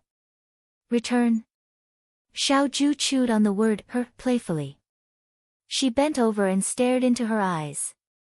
Her lips twitched as she said indifferently, "My dear daughter is so considerate." He Yen, why was this person so vengeful? Besides, even if she called him daddy, it was Xiao Ju who took advantage of her. Why did Xiao Ju make it sound like she had done something unforgivable? He Yen tried his best to maintain his composure and only said, "Governor, you really know how to joke. This piece of black jade looks very precious. Governor, please don't lose it in the future. You should take good care of it." She picked up the jade and reached out to touch Xiao Ju's waist. Xiao Ju took a step back and looked alarmed. "What are you doing?" "I'm putting it on for you." He Yen had an innocent look on her face. "Isn't this jade supposed to be tied around the waist?" Xiao Ju suddenly remembered what Lin Shuanghe had said yesterday, "She likes your waist." He Yen wanted to step forward, but Xiao Ju raised his hand to stop her. He looked at her with a complicated expression. "I'll do it myself." "Oh." He Yen did not understand and handed the jade to him. She watched as Xiao Ju put the jade back on. The black jade fell on his dark blue robe and looked very beautiful. She looked at it seriously. Little did she know that Xiao Ju saw her like this and narrowed his eyes. He immediately turned around and pulled down his robe. Was he stung by an insect? He Yen was puzzled. Inside the martial arts arena, the soldiers' loud orders could be heard. He Yen followed him to the edge of the balcony and looked down. The South House soldiers were already very organized, and their morale was also outstanding. This kind of strong soldier, he almost scolded them to tears just now. What was wrong with Xiao Ju? Wasn't he too picky? If he took over the Fuyue army, he would not have enough time to scold them. He would not even have enough time to eat. He Yan looked and said what was on his mind. She said, they are training well. You were too fierce just now. Fierce? Yes. He Yan said, if it was me, I would have been scared to death. Xiao Ju laughed again. Her smile was a little mocking. I don't think you think I'm fierce. That's because I'm used to being scolded. He Yan looked down at the Nanfu army. Arrow formation. Xiao Ju said, how is it? They are already very well trained. It's just that the snow has been slippery recently. The soldiers on the left of the last row can't keep up. Other than the arrow formation, what other formations do you know? Xiao Ju asked casually. And, there are a lot, He Yan counted with her fingers, star scattering formation, mandarin ducks formation, fish lowly formation, crane wing formation. She listed more than 10 formations in a row. Seeing that Xiao Ju's gaze was focused on her body, she unconsciously stopped and asked, why are you looking at me? Xiao Ju turned around and placed her hands on the railing of the balcony. She smiled lazily and said, I'm looking at how good you are, female general. He Yan, she decided to be thick-skinned and said, I'm so good. Won't you consider promoting me? To be your right-hand man? Our swords together will definitely be able to cut through the universe. Xiao Ju sneered, who's talking to you about our? Don't keep people at arm's length all the time. You should learn to be approachable like me. Xiao Ju ignored her. He Yan was about to say something when a voice called out from behind him, young master. It was Fei Nu, young master. Fei Nu looked at He Yan, there's movement in Lei Ho. Xiao Ju nodded, I know. He turned around and walked downstairs. He was probably going to the dungeon. He Yan wanted to follow him but stopped after taking a step. Forget it. If something really happened, Xiao Ju would know even if he didn't say anything. If he followed him now, he wouldn't be an eyesore to Xiao Ju. It would be better to find Chu Xiao and ask him if she did anything inappropriate to Chu Xiao when she was drunk yesterday. If she did, she would have to line up and apologize. Thinking of this, she waved at Xiao Ju, I still have something to do. I won't accompany you. See you later. The corner of Slave Fei's mouth twitched. Look at how familiar she was. Did someone invite her? Xiao Ju was already used to He Yan's shameless behavior. She walked down the stairs and said, let's go. When He Yan went to Chu Xiao's room, Chu Xiao was practicing calligraphy. Yesterday, she came in a hurry and it was late at night. She only drank in the courtyard and didn't notice Chu Xiao's room. She only felt that it wasn't luxurious enough. Today, she saw it and realized that it wasn't luxurious enough. It was simple and crude. Other than a table and a bed, there were only 2 chairs in the room. There were no decorations at all. However, this 4th young master Chu was quite happy with himself. He even put incense in the room and hung a gauze curtain. Therefore, the originally simple room looked like a hermit's room. Ying Xiang saw her and smiled, young master He, are you here to see our young master? Oh, He Yan said, I came to give 4th young master Chu some snacks. She raised the box. Inside the box was the unfinished scallion oil pastry that Lin Shuanghe gave her in the morning. He Yan originally wanted to leave some for when she was hungry. However, it wouldn't be good to come empty-handed when she came to see Chu Xiao. Thus, she reluctantly considered it a greeting gift. 4th young master is practicing calligraphy, Ying Xiang said with a smile, young master He, please follow this servant. He Yan followed her inside and saw Chu Xiao sitting at the table and writing. She stood behind Chu Xiao and couldn't help but read aloud. There is not a speck of dust on the green mountain, not a cloud in the blue sky. There is only one moon in the sky, only one person in the mountain. At this time I hear the sound of the pine, at this time I hear the sound of the bell, at this time I hear the sound of the stream, at this time I hear the sound of insects. As soon as she finished speaking, Chu Xiao finished writing the last stroke. He turned his head and saw her.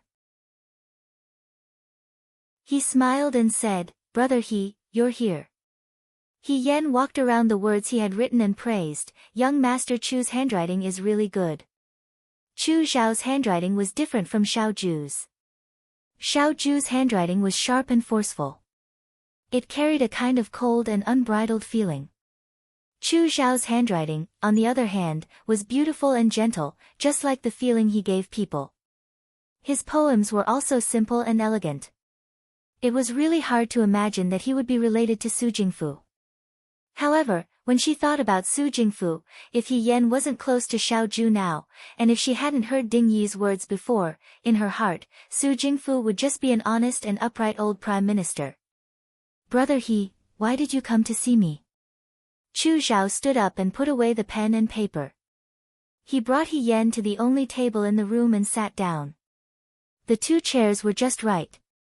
He said to Ing Xiang, "Pour some tea for young Master He." Ing Xiang smiled and went to get the tea. He Yen said, "I didn't come to see you for anything. It's just that I drank fourth young Master Chu's Chang and Chun last night. I felt bad, so I sent you some snacks." She motioned for Chu Xiao to look at the box of snacks on the table, but she was too embarrassed to open it. After all, it looked too simple. "Thank you." Chu Xiao was very considerate. "I just wanted to try the snacks of the Liang Province Guard and see how they are different from the ones in Shuo." Brother He sent them just in time. He Yen coughed twice. "I almost forgot to ask fourth young master. Last night, I drank 2 cups too much. I didn't cause any trouble for fourth young master, right?" She scratched her head. "I like to talk nonsense when I'm drunk. If I said something wrong, fourth young master, please don't take it to heart." Chu Xiao looked at her and smiled. "Brother He, you didn't come to my place today just to ask me this, right?" Look, as expected of the current Prime Minister's favorite student. He was so meticulous that she had nothing to say. As if he could see He Yan's awkwardness and embarrassment, Chu Xiao smiled and said, "Don't worry. Brother He didn't do anything last night. All you did was talk to me about the art of war. It's just that I don't know much about the art of war, so I couldn't ask Brother He for advice. I wasted Brother He's effort." He looked at He Yen and sighed. "I'm just surprised that Brother He knows so much." He Yen. She silently reflected on herself. In the future, she would never call other people peacocks again. Looking at her drunk appearance, she was the peacock, okay? It was too embarrassing to go around showing off how much she knew when she was drunk. "Fourth young master, you flatter me." He Yen covered her face with her hands. "If I say more, I'll really be too ashamed to show my face." Ing Xiang came over with 2 cups of tea. She placed 1 cup in front of He Yen and smiled. "Young Master He, try it." He Yen picked it up and took a sip. She couldn't help but sigh. "It's so sweet. Shuo Jing's tea isn't as bitter as Liangzhou's." Ing Xiang placed the other cup in front of Chu Xiao. "It's fine as long as young Master He likes it." He Yen looked at the tea in front of her and suddenly thought of another matter. She looked at Chu Xiao and pretended to casually ask, "Fourth young Master Chu, have you been living in Shuo Jing for a long time?" "Yes." "Then you should know a lot about Shuo Jing's news." He Yen looked at the tea leaves floating in the cup and said, "I've been in Liangzhou for half a year. Here, I've been training hard every day. It's very boring. Ever since I got injured, I didn't even go for daily training. I've been staying in my room all day. I've almost become moldy. It's not easy for a friend from Shuo Jing to visit." She moved closer and looked at Chu Xiao with a burning gaze. "Fourth young master, can you tell me about the interesting things that have happened in Shuo Jing in the past half a year?" "Interesting things?" Chu Xiao was stunned. He Yen nodded. "That's right, it's something fun. That's a lot. Chu Xiao said warmly. Brother He, what kind of things do you want to hear? What kind of things? He Yen thought for a moment. I don't think there's anything particularly interesting about ordinary people. Let's talk about Shuo Jing's official family. For example, the old master was caught red-handed with his wife. Which family's son wasn't their biological son but was actually adopted? Even though Chu Xiao always had a good temper, he was still choked by He Yan's words. He slowly opened his mouth. I don't know much about these private matters. I'll pick some that I know and tell Brother He. He Yan hurriedly nodded. Then, she listened to this fourth young master of Count Shi Jin's Fu talk about all the officials in Shuo Jing. However, she didn't hear any of the so-called interesting things. It was nothing more than someone who had been promoted, or someone whose salary had increased by 2 shi. Someone whose memorial was too ugly and was disliked by the emperor. Someone's wife received a rare piece of cloth and gave it to an imperial concubine to please her. Fourth young master Chu was handsome, had a good temperament, and was patient. He wasn't like Xiao Ju who got impatient quickly. However, He Yan almost lost her patience when talking to him. She endured and endured. After drinking 2 cups of tea, she still hadn't heard what she wanted to hear. She couldn't help but interrupt Chu Xiao. Fourth young master Chu, when you were in Shuo Jing, did you know the current General Fei Hong? As soon as she said this, Chu Xiao paused. He picked up his tea and took a sip. He asked with a smile, why are you suddenly talking about him? Every day when I was in the Liang Province Guard, the instructors were always privately discussing who was more powerful, General Feng Yun or General Fei Hong. I see General Feng Yun every day now, so there's nothing strange about her. However, I've never seen General Fei Hong. She smiled. You also know that General Fei Hong and I both have the same surname. Perhaps we were from the same family in our previous lives. I just want to hear what's strange about him. Is he really that powerful?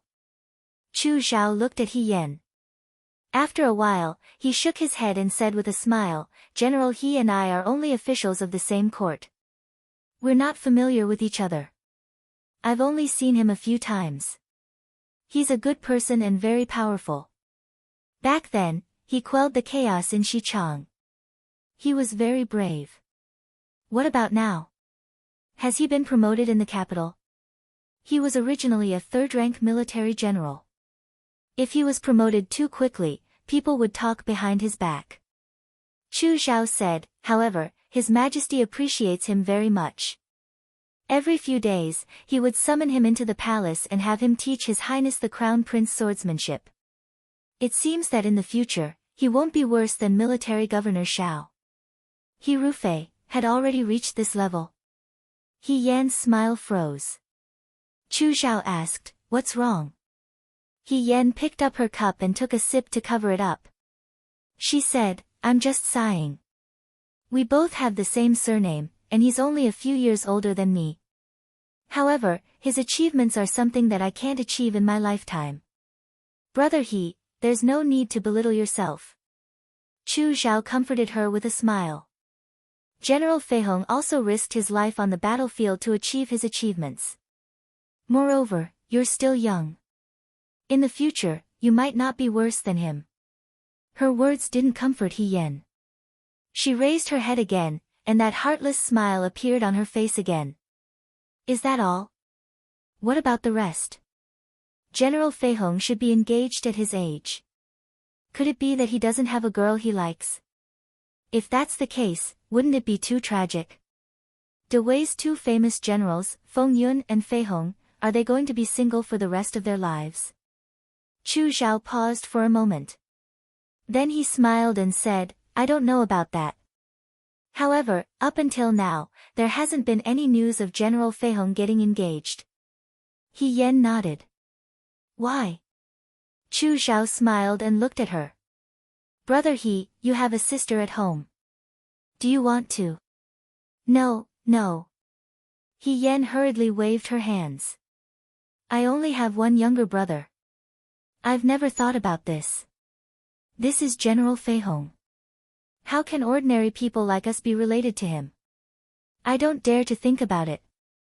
Chu Zhao nodded thoughtfully. In the dungeon, Xiao Ju sat on a chair and looked at the person in the cell. More than 10 days had passed. Lei Ho's entire body was shockingly thin. It was as if he was a completely different person from 10 days ago. He also did not sleep well. His entire body seemed to be tormented by nightmares. His eye sockets were deeply sunken. The originally tall man had become much more stooped. Fei Nu delivered the letter and said in a low voice, "We found the person who met Lei Ho."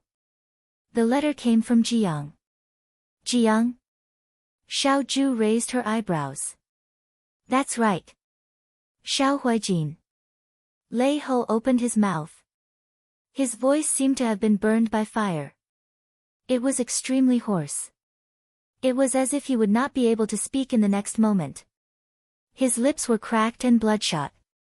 He said, "I've already written a letter to the person who met me as you said. According to the agreement, you can let my wife and son go." Xiao Ju glanced at him and smiled. "In your eyes, am I such a person who keeps her promises?" "You." Lei Ho's expression changed greatly. He suddenly stood up. However, his hands and feet were shackled. As soon as he moved, there was a rustling sound. These days, he had eaten very little. His entire body was weak. When he moved, he did not reach Xiao Ju. Instead, he fell to the ground. The young man sat on a chair and looked down at him with his head tilted. It was as if he was admiring his sorry state. After a while, he slowly said, "I only said that I would consider it." As a prisoner, he had to have the self-awareness of a prisoner. Lei Ho finally realized that from the moment he stepped into the Liangzhou guards, he was destined to be a prisoner. He was no match for this man. When he was 16 years old, he could drown 60,000 people in Gua City. He could also kill Zhao Nua without batting an eyelid. His ruthlessness and methods were unparalleled. "I beg you." He slowly knelt down and kowtowed to Xiao Ju. "Let my wife and son go." The man looked at him for a moment. Then, he slowly said, "Okay. Let me ask you again. Do you only communicate with the person who met you through letters?" "Yes, yes." Since he had already decided to surrender, his goal was only to ask Xiao Ju to let his wife and son go. Therefore, he told him everything, hoping that the man in front of him would be lenient. He said, "We send a letter every month. The person who met me was in Shuajing. Then, he went to Jiang. That's all I know. If you want to find him, go to Jiang. You'll definitely find him." Jiang City. Xiao Ju muttered to himself and looked at him. Jiang City doesn't allow foreigners to stay for long. What identity did your person use to enter the city? "I don't know." Lei Ho said, "I only know that he lives in Jiang's Tsuewei Pavilion." Tsuewei Pavilion. Xiao Ju stood up and said, "I understand." Xiao Huijin. Military Governor Xiao. Lei Ho stopped him and crawled 2 steps forward like a dog. He rushed in his direction and said, "I've already told you everything I know. Can you let go of my wife and son?" The handsome young man stopped at the door. He didn't turn around and said in a mocking tone, "There's no hurry. Maybe you'll remember something in a few days. It won't be too late to let them go then." He turned around and walked out. Qi Wu was waiting outside the door. When he saw him, Qi Wu said, "Young master, there's news from Wanning." Xiao Ju said, "Speak." "We've found Chai Anxi's whereabouts. Chai Anxi is now in Jiang." "Jiang?" Xiao Ju turned around. Qi Wu didn't know what happened in the dungeon. He hesitated and said, "Is there something wrong?" Fei Nu followed behind him and said with a serious expression, "The messenger Lei Ho mentioned is also in Jiang." "Young master, are you suspecting that?" Fei Nu was surprised. "The person who secretly met with Lei Ho is Chai Anxi." I can't be sure because I haven't seen him. But, Chi-Wu couldn't help but ask, Jiang is a vassal state's territory. People outside the vassal state are not allowed to stay for long. Even if they want to stay for a short time, they need a pass. Even we can't go as we please. How did Chai Anshi get in? How could he stay in Jiang for so many days? Could it be a trap? Who knows? Lei Ho didn't say anything either. Fei Nu glanced at Xiao Ju's expression and asked carefully, Young master, should we think of a way to go to Jiang first? That's easy for you to say. Chi-Wu poured cold water on him. When old master was still alive, he passed by Jiang and stayed there for a few days. However, King Mengji refused to let old master's soldiers enter the city. He said that we need a pass. We have to go to the magistrate's office to get the pass and report it to the palace. We can't make it public. What should we do? There's no hurry. Xiao Ju played with the longevity lock in his hand. Let's wait for a few more days. Chi-Wu and Fei Nu looked at each other. Fei Nu saw the longevity lock in his hand and remembered Lei Ho's words in the dungeon. He asked, Young master, Lei Ho's wife and children are still being watched by our people, should we continue or? There were people in the capital who were watching Lei Ho's wife and children. Although they were locked up these days, they didn't do anything to harm them. News came from Jiang. Looking at Lei Ho's expression, it didn't seem like they could squeeze any more information out of him. How to deal with his wife and children was still a problem. Xiao Ju's gaze fell on the longevity lock in his hand. He laughed and casually threw it to Chi-Wu. Chi-Wu, young master. He turned around and walked forward lazily, let it go.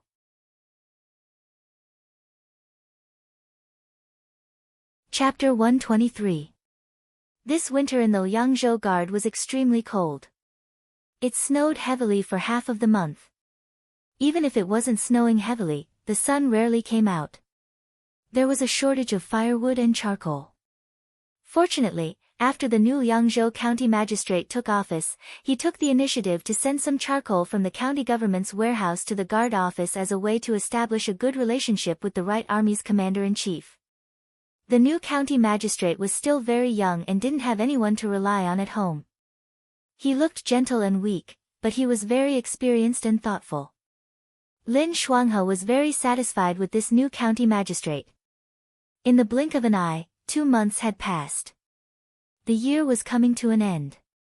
Soon, it would be the new year.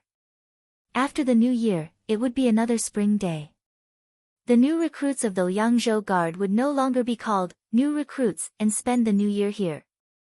In the room, Xiao Ju was talking to Chi-Wu and Fei Nu. There's another letter from the vassal territory. Chi-Wu took out a letter and handed it to Xiao Ju. There's one every month. This is the second one. Other than the instructor, Chi-Wu, and He Yen knew that Lei Ho had been captured and locked in the dungeon. The new recruits of the Yangzhou Guard didn't know. Thinking that Lei Ho had become a deserter, Xiao Ju ordered Lei Ho to continue communicating with the person hiding in Jiang.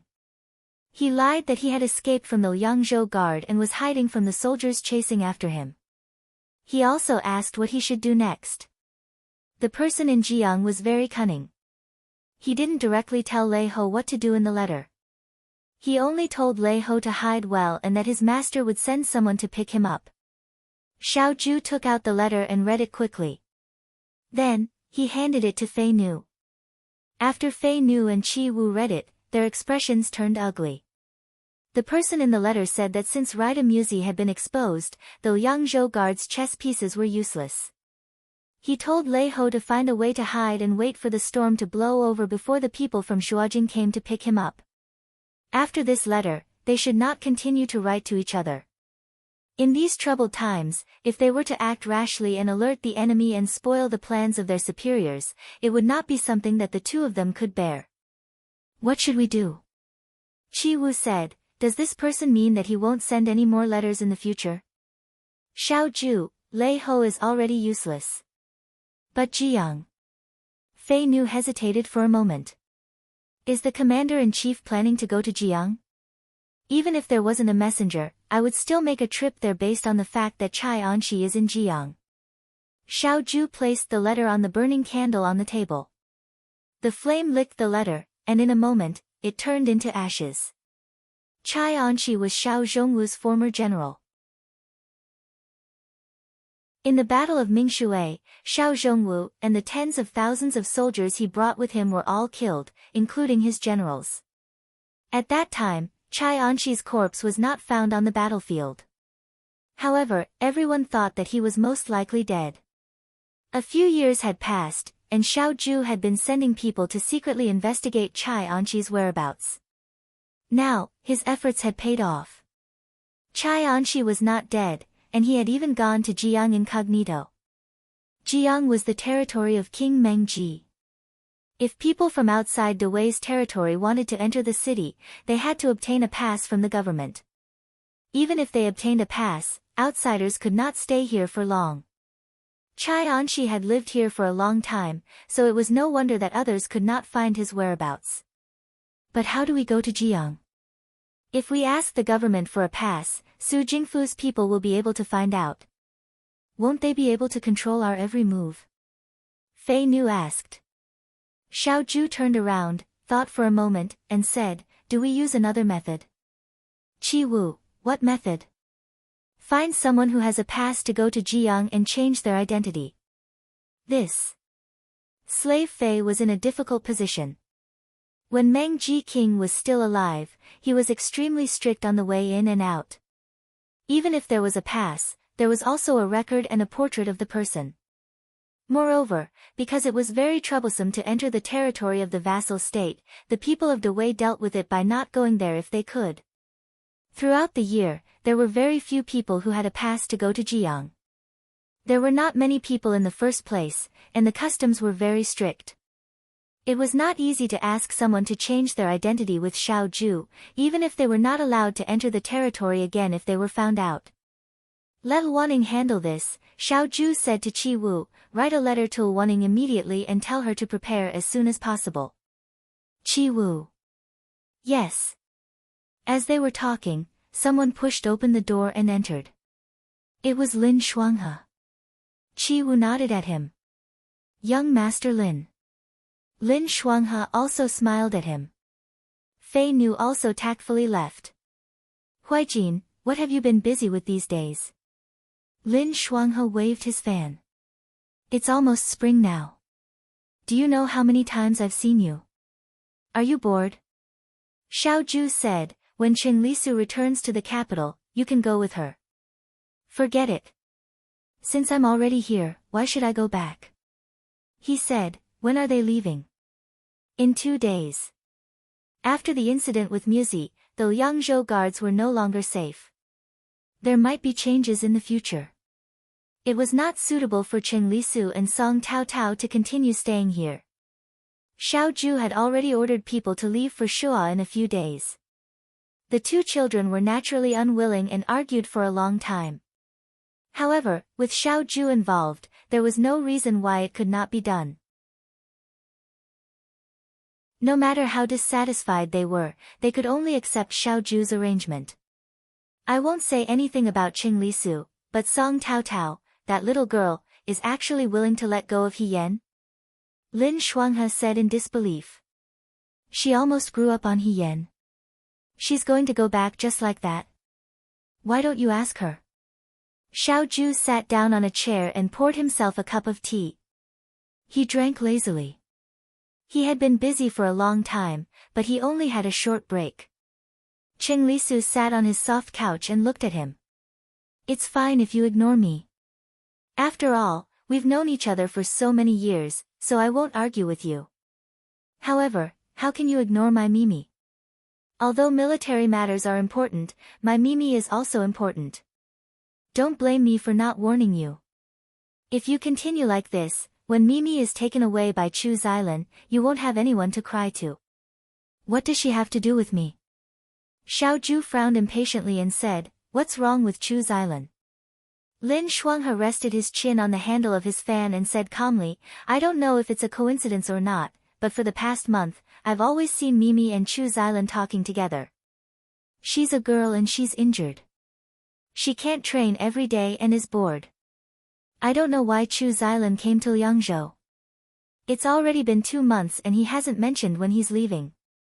He's bored and Mimi's bored. When the two of them get together, they're already close. Anyway, Mimi used to call him fourth young master Chu. 2 days ago, I heard her call Chu Xilan brother Chu. If this continues, won't you panic? Xiao Ju was confused. Why should I panic? Why don't you think about it? If younger sister he is kidnapped by Chu Xilan and used by Chu Xilan, the Liang province guards will have one less peerless genius in both civil and military strategy. You are pushing away a capable general. Xiao Ju sneered, do you think there's no one in the Liangzhou guards? Anyway, I've never seen a girl like her before, Lin Shuanghe said. Chu Xilan is used to pleasing girls. Originally, you were born better than him and you're more capable than him. However, your personality is still more gentle and kind. Which girl wouldn't like to have such a good-looking rich young master accompanying her gently every day? Like? Xiao Ju's beautiful eyes narrowed and her voice was filled with mockery. You're only 16 years old, yet you know what it means to like. So what if I'm 16 years old? Lin Shuang has said, in Shuo capital, many girls at 16 years old are already married. So? Xiao Ju picked up her tea and took a sip. She said indifferently, at 16 years old, other than her father and brothers, how many men have she seen? Since she hasn't seen many men, how can she know what it means to like? Saying that she likes peonies after only seeing peonies is different from saying that she likes peonies after seeing hundreds of flowers. Liking when you have a choice is also different from liking when you don't have a choice. What you're saying is meaningless. Lin Shuanghe rolled his eyes. Most people in the world are normal people. Of course, they follow the rules of normal people. Normal people are like this. They get married at 16 and spend their lives together. It's not like they don't have a lifetime of happiness. There are even more unhappy people. Xiao Ju said, normal people don't have a choice, but I do. Lin Shuanghe was completely speechless. He said, okay. You have it, you have it, you have it. But according to what you said, the only girl you can find who's seen hundreds of flowers is Mimi He. Mimi He didn't just see hundreds of flowers in the Liang province guards. There are tens of thousands of men in the Liang province guards, and she's also seen tens of thousands of flowers. If she sees tens of thousands of flowers and likes you, that's great. But if she sees tens of thousands of flowers and likes Chu Xilan, Lin Shuanghe gloated, wouldn't that be a huge blow to you? You're thinking too much. Xiao Ju said, whoever she likes has nothing to do with me. However, Chu Xilan is Su Jingfu's son-in-law. She can like Chu Xilan. Xiao Ju's lips curved. As long as she's not afraid of death. Lin Shuanghe was stunned. Oh, right. I almost forgot. Chu Xilan is Su Pingting's man. When Lin Shuanghe and Xiao Ju talked about Chu Xilan, He Yan had just arrived at Chu Xilan's door. Ying Xiang smiled and welcomed her in, saying, young master He, you're here. Then, she looked behind her and said jokingly, Miss Song didn't follow me today. Thank goodness. Song Taotao guarded Ying Xiang tightly. As soon as He Yan went to find Chu Zhao, Song Taotao would be alert and follow him. After all, Ying Xiang was beautiful and charming. She wasn't as cold and aloof as Shin Muxue. To men, she was more attractive. She's packing her things. He Yan smiled. In a few days, she'll be leaving the Liang province guards.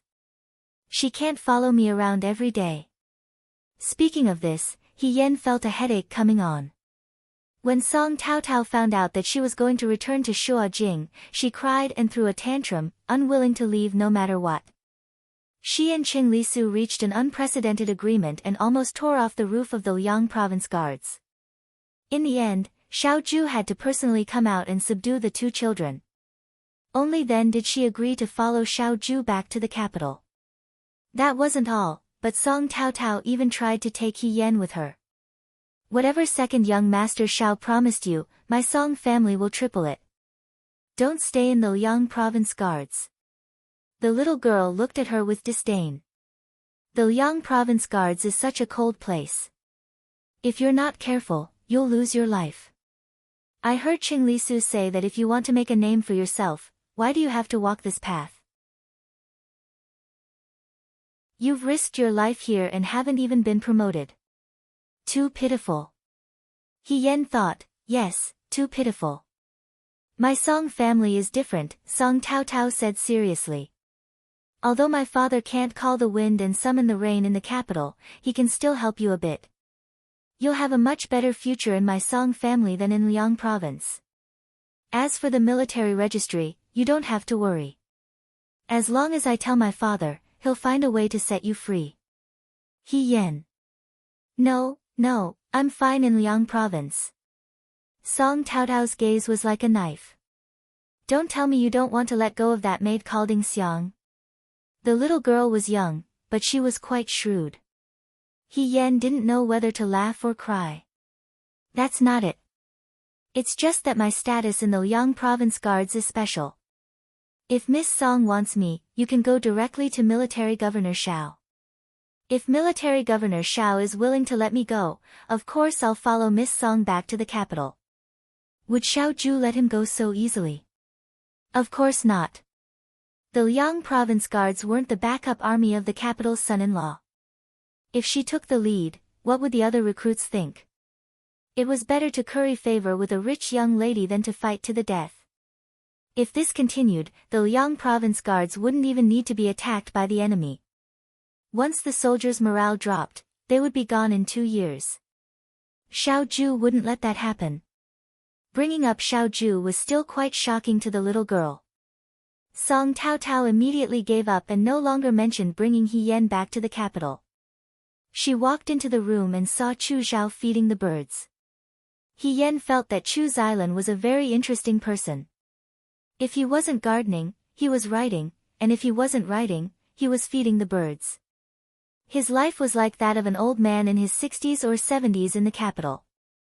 However, he had stayed in the Liang province guards for 2 months. Since he was so carefree, wouldn't it be better to go to the capital and relax? Why come here to suffer? There wasn't even a lot of coal here. However, even so, He Yen was still willing to run over to Chu Xilan's room. There was no other reason. Chu Zhao was a very patient person. He Yen couldn't go to the practice field to train anyway.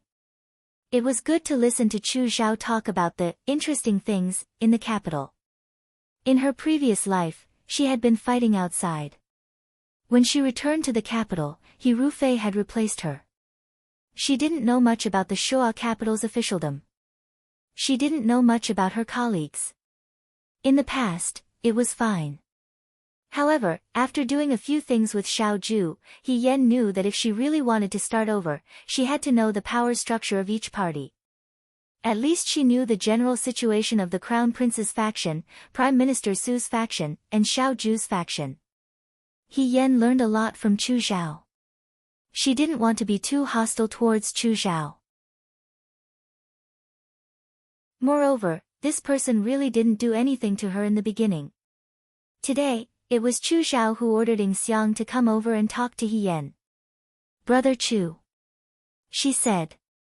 Chu Zhao put the last bit of bird food into the bowl. The bird flapped its wings and let out a clear cry. This kind of cold weather was really not suitable for raising birds. Therefore, Chu Zhao placed all of his charcoal near the birdcage. He was also very considerate and gentle towards birds. You're here. Chu Zhao smiled as he walked to the basin to wash his hands. Brother Chu, why did you ask Xiang to come find me today? He Yen asked tentatively. Normally, He Yen was the one who took the initiative to talk to Chu Zhao. It was rare for Chu Zhao to take the initiative, so there must be something important. It's nothing.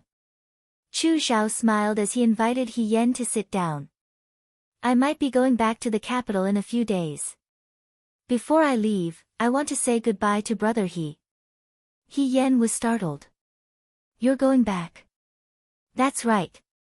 Chu Xiao smiled. I've already stayed in Liangzhou for 2 months. It's a long journey. By the time I get back, it will already be spring.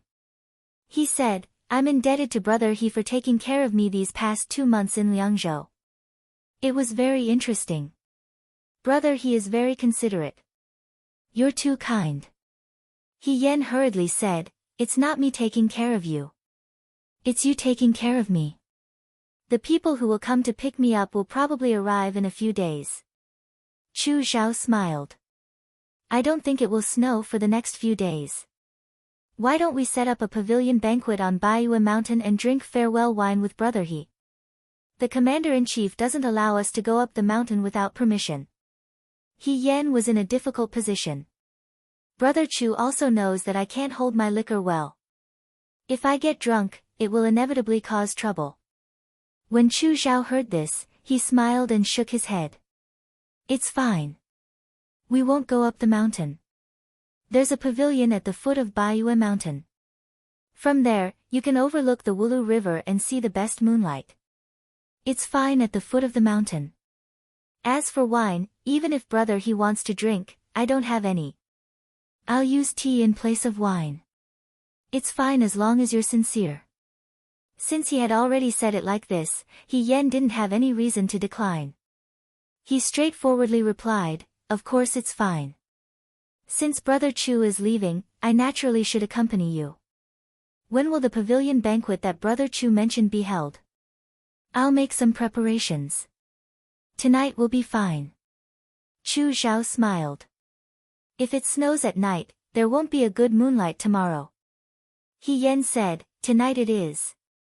Tonight, I'll definitely talk to Brother Chu all night long. She thought, Chu Xiao was about to leave. In the future, who would be able to explain to her the intricate and complicated relationships between the various officials in the capital?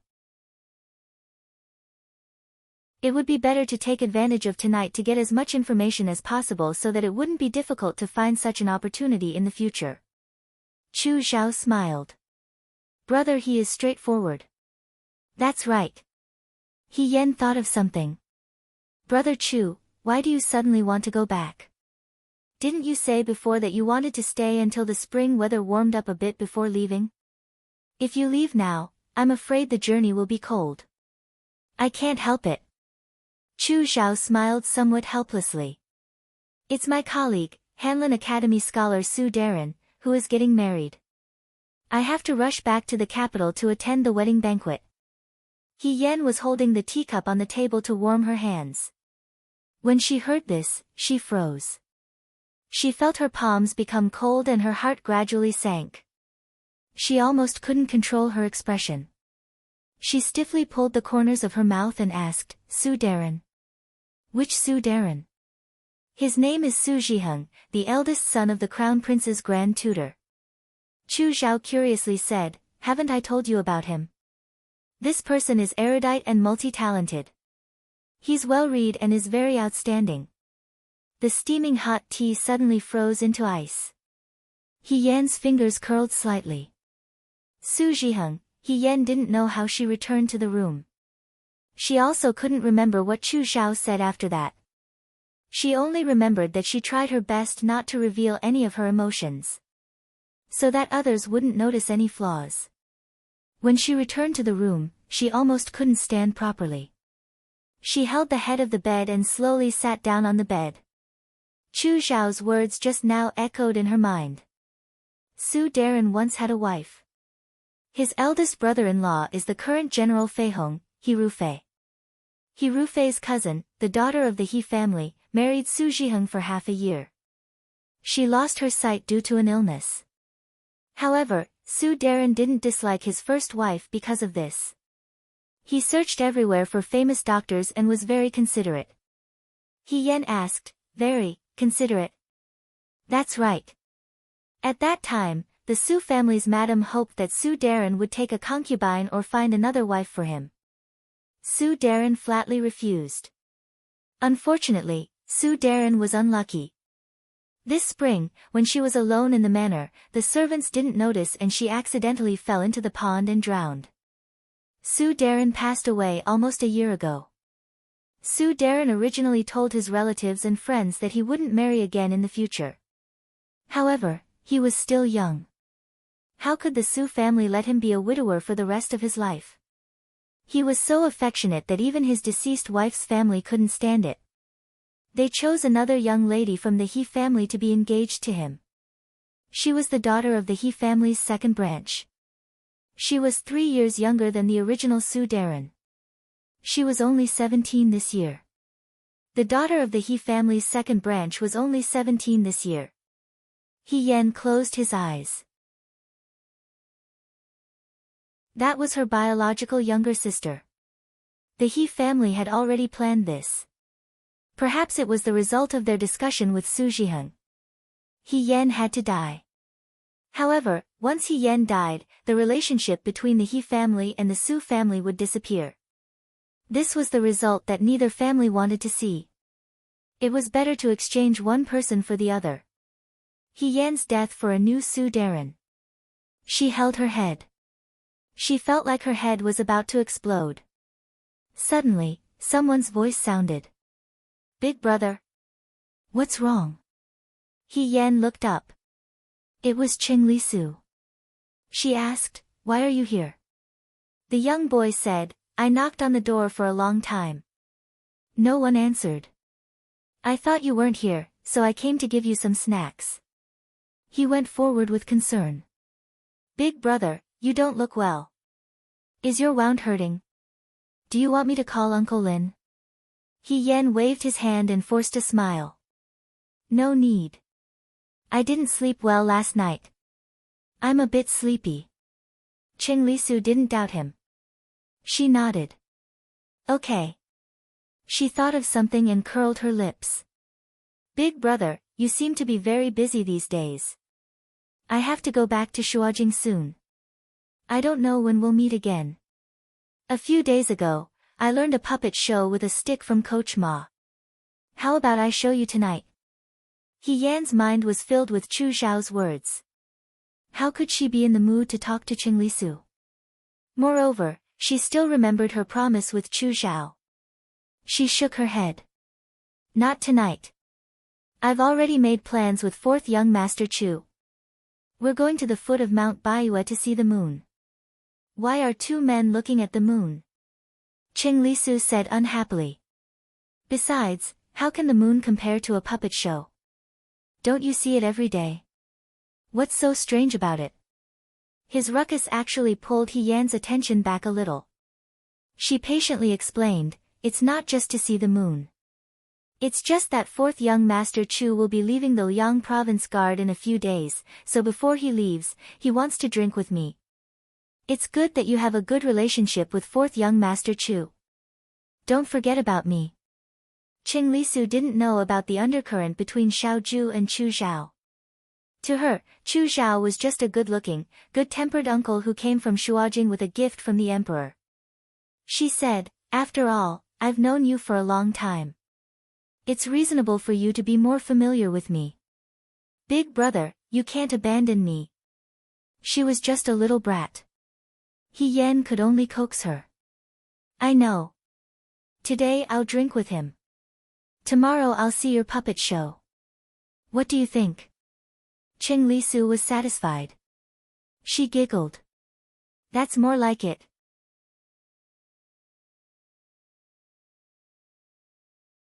Chapter 124. After lunch, the soldiers all looked for a warm place to rest for a while. Xiao Ju was talking to the deputy commander in the practice field. He was giving instructions for the next month's training. Lin Shuanghe walked over and waved his fan at him from a distance, indicating that he wanted to talk to him in private. Xiao Ju finished giving instructions and walked towards Lin Shuanghe. As he walked, he said impatiently, "Didn't you go to the medical center to help?" Lin Shuanghe had nothing to do all day. Recently, the weather had been cold. Shen Mushua took out a large pot of medicinal soup to warm the stomach and distributed it to everyone. Because there were not enough people, Lin Shuanghe volunteered to help. He had always been a gentleman and thought that the soldiers of the Liangzhou Guard did not bathe and smelled bad. After helping for 2 days, he gave up. I was going to go, but I met someone on the way. A guest came to the Liangzhou guard, he said. Xiao Zhu asked, who? Lin Shuanghe's face showed a meaningful smile, Su Pingting's personal maid. Inside the room, a young maid stood in front of the door with a smile. She ordered the servant to open the boxes in the room one by one. She said, these are the gifts that Miss personally chose for fourth young master. The current Prime Minister Su Jingfu had great power. Half of the officials in the court were his students. He had lived for most of his life and had a good reputation. The emperor trusted him. If there was anything he regretted, it would be that he did not have a son. Later, he found a famous doctor to treat him. When he was in his 50s, his wife finally gave birth to a daughter, Su Pingting. He only had this precious daughter when he was old. The Su family was almost completely obedient to Su Pingting. Even the princess was not as pampered as her. Su Pingting was 17 years old this year. She was also a charming little beauty, but her personality was particularly domineering, making it hard for others to resist. Chu Xiao was Su Jingfu's favorite student. He often went to eat with the Su family. After a while, he became familiar with Su Pingting. Little sister Mo Tai must be tired from the long journey. Ying Xiang smiled as she handed over a cup of tea and said, drink some tea to warm your body. Mo Tai glanced at Ying Xiang and said with a fake smile, forget it. This servant is not used to the crude tea of the Liang province guards. Ying Xiang was not annoyed. She still had a smile on her face as she took the tea away. Mo Tai looked at Ying Xiang's back and a trace of contempt flashed across her eyes. She cursed in her heart. With such a vixen by fourth young master Chu's side every day, who knew if she would use her seductive methods on his master? Although eldest Miss Su was young and beautiful, she was no match for this bitch when it came to pleasing others. It was not that Su Pingting had never thought of driving Ying Xiang away from Chu Xiao. Unfortunately, Chu Xiao, who had always been gentle, flatly refused to do so. In the end, Prime Minister Su had to personally step in and cover up the matter. Wasn't he just a servant? Was there a need to protect him like this? Mo Tai was dissatisfied, but she could not vent it on Chu Xiao. She looked around Chu Xiao's room. After a while, she shook her head and said, the place where fourth young master lives is really too shabby. This servant has only stayed here for a short while, but my hands and feet feel cold. There isn't even a charcoal fire here. It seems that fourth young master has suffered these past 2 months. It's no problem, Chu Xiao replied gently, the new recruits here are all like this. How can they compare to you? Mo Tai said, you can't compare yourself to that lowly bitch. A trace of coldness flashed through Chu Xiao's eyes. When he raised his head again, his expression was gentle again. He asked, Miss Mo Tai, have you come here for something? It's nothing, Mo Tai said with a smile, it's just that Miss hasn't seen fourth young master for a long time and misses him.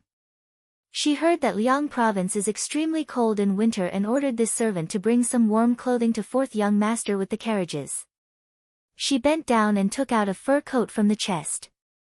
She carried it to Chu Xiao and said, Miss personally ordered people to buy this from merchants. It can be worn to keep out the cold. Fourth young master, do you want to try it? The fur of the fur coat was smooth and clean, soft and light. It was obvious that it was expensive. Chu Xiao stood up and put on the fur coat. He smiled and thanked her, it's very warm. Please thank eldest miss for me. Mo Tai covered her mouth and smiled, this servant cannot do it for you. If you want to thank her, fourth young master should personally say it to eldest Mississippi. She seemed to have thought of something and asked Chu Xiao, when does fourth young master plan on returning to Shua capital? It's in these 2 days. This servant thinks that Liang province is not a place for people to stay. If eldest miss was here, she would definitely feel sorry for fourth young master. How about you set out tomorrow? The earlier you set out, the earlier you can return to Shua capital, and the earlier you can see eldest Mississippi. She smiled slightly. Before this servant left, master even mentioned fourth young master to eldest Mississippi. Although she was probing, her tone was unquestionable. She had already made her decision. She did not allow Chu Zhao to refute. Chu Zhao paused for a moment, then raised his head and smiled. Okay, we'll set out tomorrow. I also miss teacher. That's great. Mo Tai's face suddenly bloomed like a flower. She urged the servant to take out the things in the box. This box is full of winter clothes. This servant will take them out for you first. After I'm done, I'll help you pack your luggage for tomorrow's departure. She said, I hope fourth young master won't blame this servant for being nosy. How could I? Chu Zhao smiled, I can't thank you enough. Ying Xiang stood behind the curtain and looked at the arrogant Mo Tai in the room. She lowered her gaze and stood quietly for a moment before walking away. It was a winter evening and the sky turned dark very early. The lights in the room were lit up. Lin Shuanghe lay on the bed and spat out the melon seed in his mouth. What's wrong with Su Pingting's maid? She talked to Chu Zhao from day to night and didn't let him leave. Those who don't know would think that she's the real eldest young Miss Su. Isn't it too obvious that she's announcing her ownership? Right now, I feel that Chu Xilan is a bit pitiful. Xiao Ju was sitting at the table and reading military documents. When she heard this, she said, if he's pitiful, you can go and rescue him. Then forget it. Lin Shuanghe sat up and put his hands behind his head. Who's to blame? It's all Chu Xilan's fault. Who told him to be good-looking and gentle? A man like that would be fought over in the capital. He even tried to curry favor with Su Jingfu. It's expected that eldest young Miss Su would like him. Xiao Ju smiled, if he can really become the son-in-law of the Su family, then that's his ability. That's true. Lin Shuanghe deeply agreed with Xiao Ju's words. He was originally ostracized and bullied in Count Shi Jin's residence. If it wasn't for Su Jingfu, how could he be registered under Di Mother's name? If he really marries the eldest young miss of the Su family, Lin Shuanghe said, Chu Xilan will be in charge of Count Shi Jin's residence in the future. Everyone said that women fawned over those in power and that if they found a good husband, they would be able to lean against a big tree and enjoy the shade. Who knew if men were different? When there were benefits in front of them, all of their choices were for the sake of living a better life. Whether they liked someone or not, whether they were willing or not, whether they were sincere or not, none of that mattered. It wasn't clear whether it was Su Pingting's sorrow or Chu Xilan's. I think that maid was lying when she said she would take care of him. She was really monitoring him. Lin Shuanghe spread out his hands. Chu Xilan won't be able to sleep tonight. Chu Xilan. Qing Lisu's head poked in through the window. What's wrong with him? Didn't he go to see the moon with my eldest brother tonight? What do you mean see the moon? Lin Shuanghe asked. We went to the foot of Mount Baiyue to see the moon. I originally wanted to find my eldest brother to watch the puppet show I just learned, but my eldest brother said that he would go see the moon with fourth young Master Chu tonight, so I could only reschedule it to tomorrow. Qing Lisu looked at Lin Shuanghe, then at Xiao Ju. Uncle, what did you mean by what you said just now? Xiao Ju pushed his head back out of the window and closed it. Go back to sleep. Qing Lisu smashed the window outside to no avail. After a while, he could only leave. After he left, Lin Shuanghe rubbed his chin and asked, my younger sister he and Chu Xilan are going to see the moon tonight? Their relationship is developing so quickly. Xiao Ju continued to read the military documents, too lazy to pay attention to him.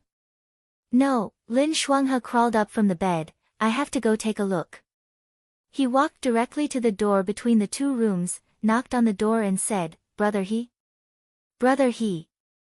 Brother He, are you there? Let me know if you are. He put his ear to the other side of the door, but it was quiet inside. There was no sound. Lin Shuanghe knocked a few more times, but there was still no response. He took 2 steps back and said to himself, my younger sister he doesn't know that Su Pingting's people are here, so she went to see the moon by herself, right? Huaijin. He shouted. Xiao Ju's ears hurt from his shout. He said impatiently, what? My younger sister he might have gone to see the moon by herself. Lin Shuanghe walked in front of him, go and look for her. I'm not going, Xiao Zhu said indifferently, if you want to go, you go. I want to go, but Mount Baiyue is so big and I don't know the way. What if it's like what happened with Rida Musi, and there are bad people on the mountain? You have martial arts, so you can protect yourself. If I go, I can only lie down and let them kill me.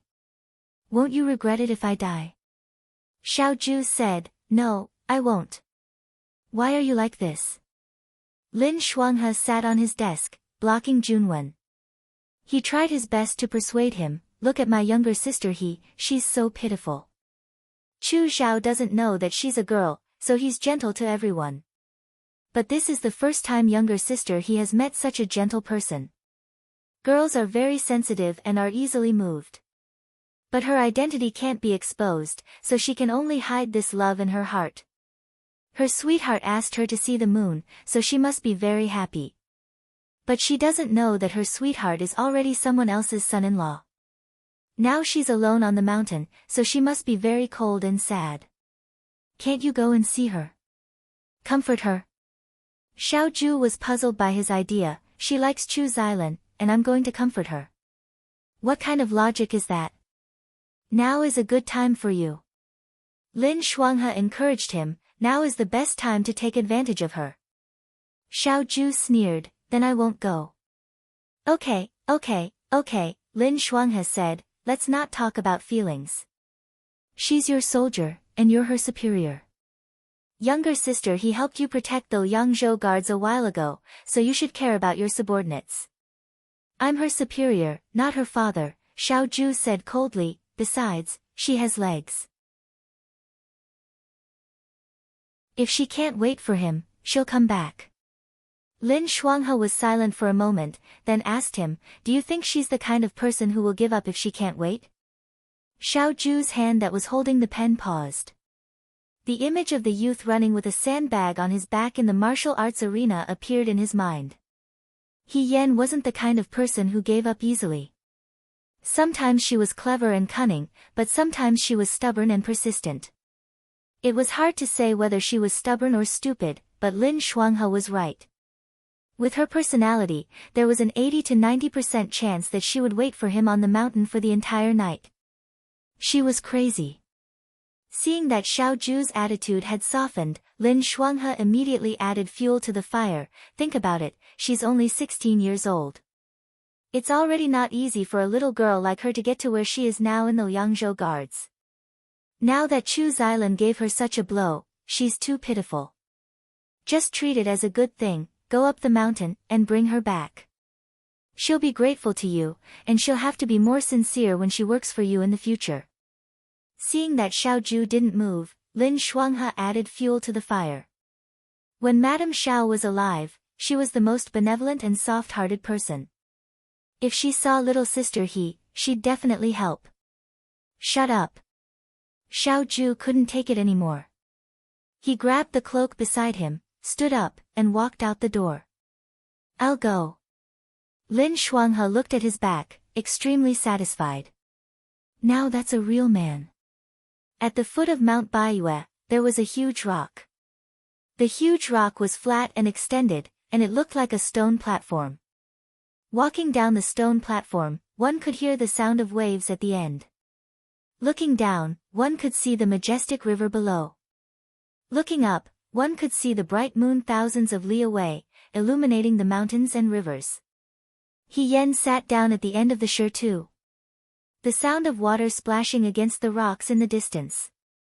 It was as if the deep ancient sound came from a distant time and space, distant and drawn out.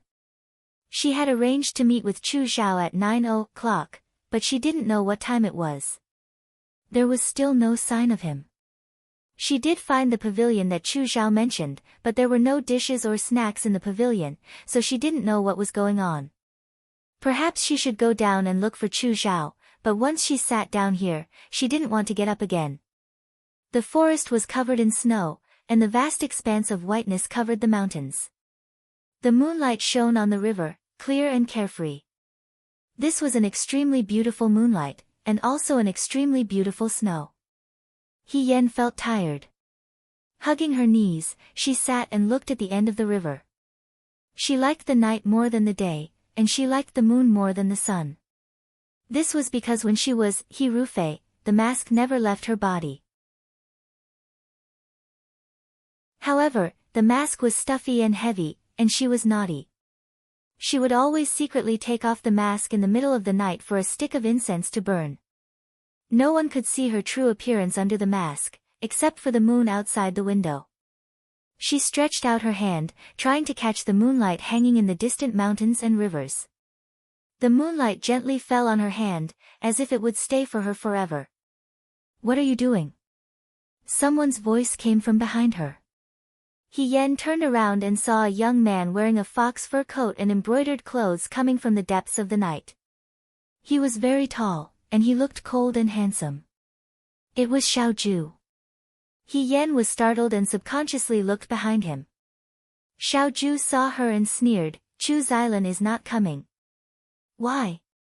Hien asked. Xiaoju looked at her and said, "Someone from the capital is here. He has something to do and can't leave. He asked me to pass on the message." Hien nodded and looked at him in surprise. The governor is actually passing on a message for fourth young master Chu. Xiaoju and Chu Xiao were like fire and water. It was already incredible that Chu Xiao asked Xiaoju to pass on a message. It was even more shocking that Xiaoju actually listened to him and came here to find her. "You still care about this?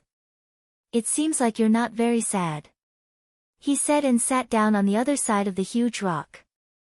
The winter night wind blew and it was extremely cold. Hien asked, "Why should I be sad?" As soon as she finished speaking, she sneezed. Although it was winter clothing, it was still unbearably cold to come out at night to be blown by the wind. She sat stiffly, her face pale from the cold, like a piece of green jade, with a kind of fragility. Xiaoju was silent for a moment. The next moment, she stood up. Just as Hien was about to raise her head, a fox fur coat covered her head, causing her vision to darken. When she came out of the fox fur coat, Xiaoju had already returned to her original position and sat down. The fur coat was slightly warm and blocked the wind and snow. Hien was stunned for a long time before she said, "Thank you." Xiaoju turned her head and glanced at her. The young girl's hair was tied up and she was wearing his black fur coat. Her shoulders were very narrow and she looked very frail. She used to be noisy and chatty all day long and only felt that it was a headache. However, when she was quiet, it was as if she had turned into another person. It made people feel uncomfortable. Xiaoju lowered her eyes and looked at her. After a while, she smiled. "You look so bitter and resentful. It's really ugly." She paused and said, "You can't bear to leave Chu Xilan." "What?" Hien was confused. "I didn't see you this depressed even when you were about to die," she said lazily. "It seems like you like him very much." Hien didn't understand what she was saying. "He hasn't left yet and you're already so depressed. What will you do when he leaves tomorrow?" Xiaoju looked at the river in the distance. "Tomorrow?" Hien was shocked. "So soon?" She remembered that Chu Xiao told her that it would be one of these days. He didn't say that it would be tomorrow. Xiaoju looked at her with a half-smile. "Are you anxious?" "No," Hien said. "I'm just a little surprised." She thought of something and said sadly, "Well, he has to make it in time for Su. Master Su's wedding. He has to leave as soon as possible." Hien asked Xiaoju, "Do you know the young master of the Su family in Beijing?" Xiaoju said, "I've heard of him. Su Zhiheng is getting married." Fourth young master Chu rushed back just to make it in time for his wedding.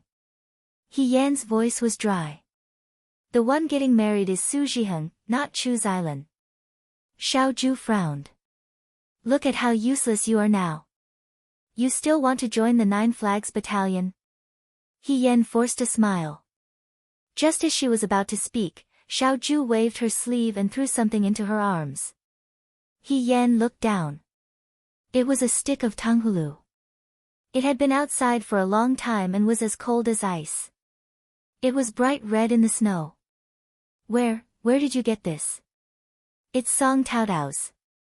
Xiao Ju said. I just took a stick of it. He didn't know how to coax a girl. Before he left, he asked Lin Shuanghe. Lin Shuanghe replied, if it were someone else, they would have to spend a lot of effort to coax a sad girl. They would have to take her to see the lanterns, the flowers, the stars, and buy jade, pearls, and gold hairpins. But it's different for you. All you have to do is sit there and use your face. Xiao Ju was speechless. When she passed by Shen Mushua's room, she saw the tanghulu that Song Tao Tao had asked someone to buy for her by the window. She casually took a stick of it. The last time she saw her eating it, she was very happy. He Yen picked up the tanghulu, removed the rice cake wrapper, and licked it. The tanghulu was cold and a little sweetness spread along the tip of her tongue. It was so sweet that it made her heart feel bitter. She suddenly remembered the words she said to Chu Zhao.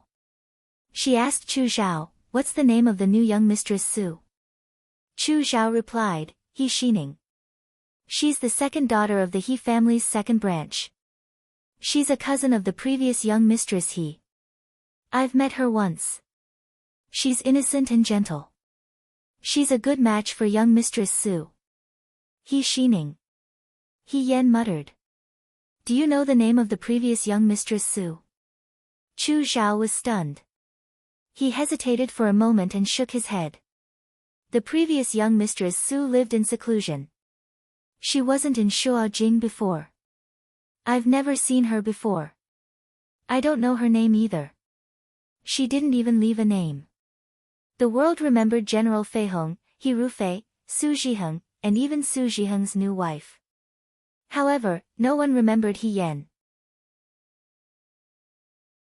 She thought that after so long, she would know Su Zhiheng's true colors and would no longer feel heartache. However, the moment she heard that he was going to marry a new wife, she still felt a strange pain.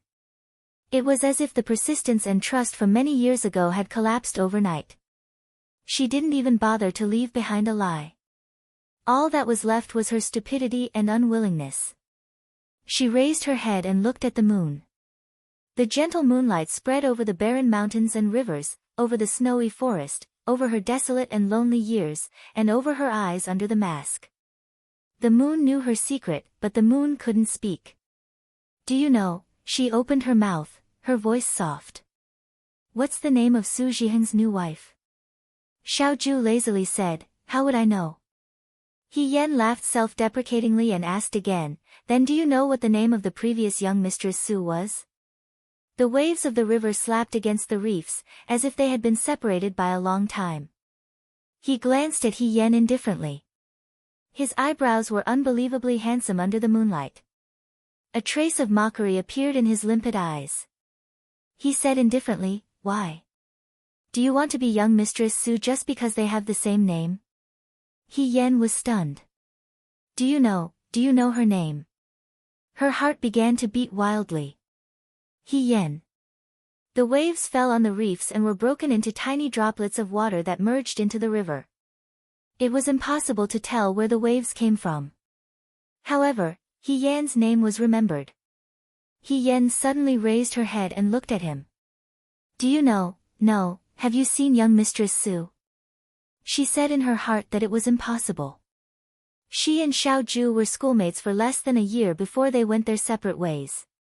When she returned to Shuojing, she became Lady He and was no longer He Rufei. She was quickly engaged and didn't even leave the house a few times, let alone a man. When she married into the Su family, she became blind not long after her marriage. She stayed in the house all day and was almost isolated from the world. How could Xiao Ju have seen her? Unless, I have. The young man sat lazily. His eyebrows were charming, and the mountains and rivers were not as bright as the light in his eyes. For a moment, his voice overlapped with the voice of a certain night. It was also a night like this, with mountains like this. The rain continued to fall, and her world was dark and gloomy. It was only a hair's breadth away from despair. Xiao Ju said, she owes me a candy.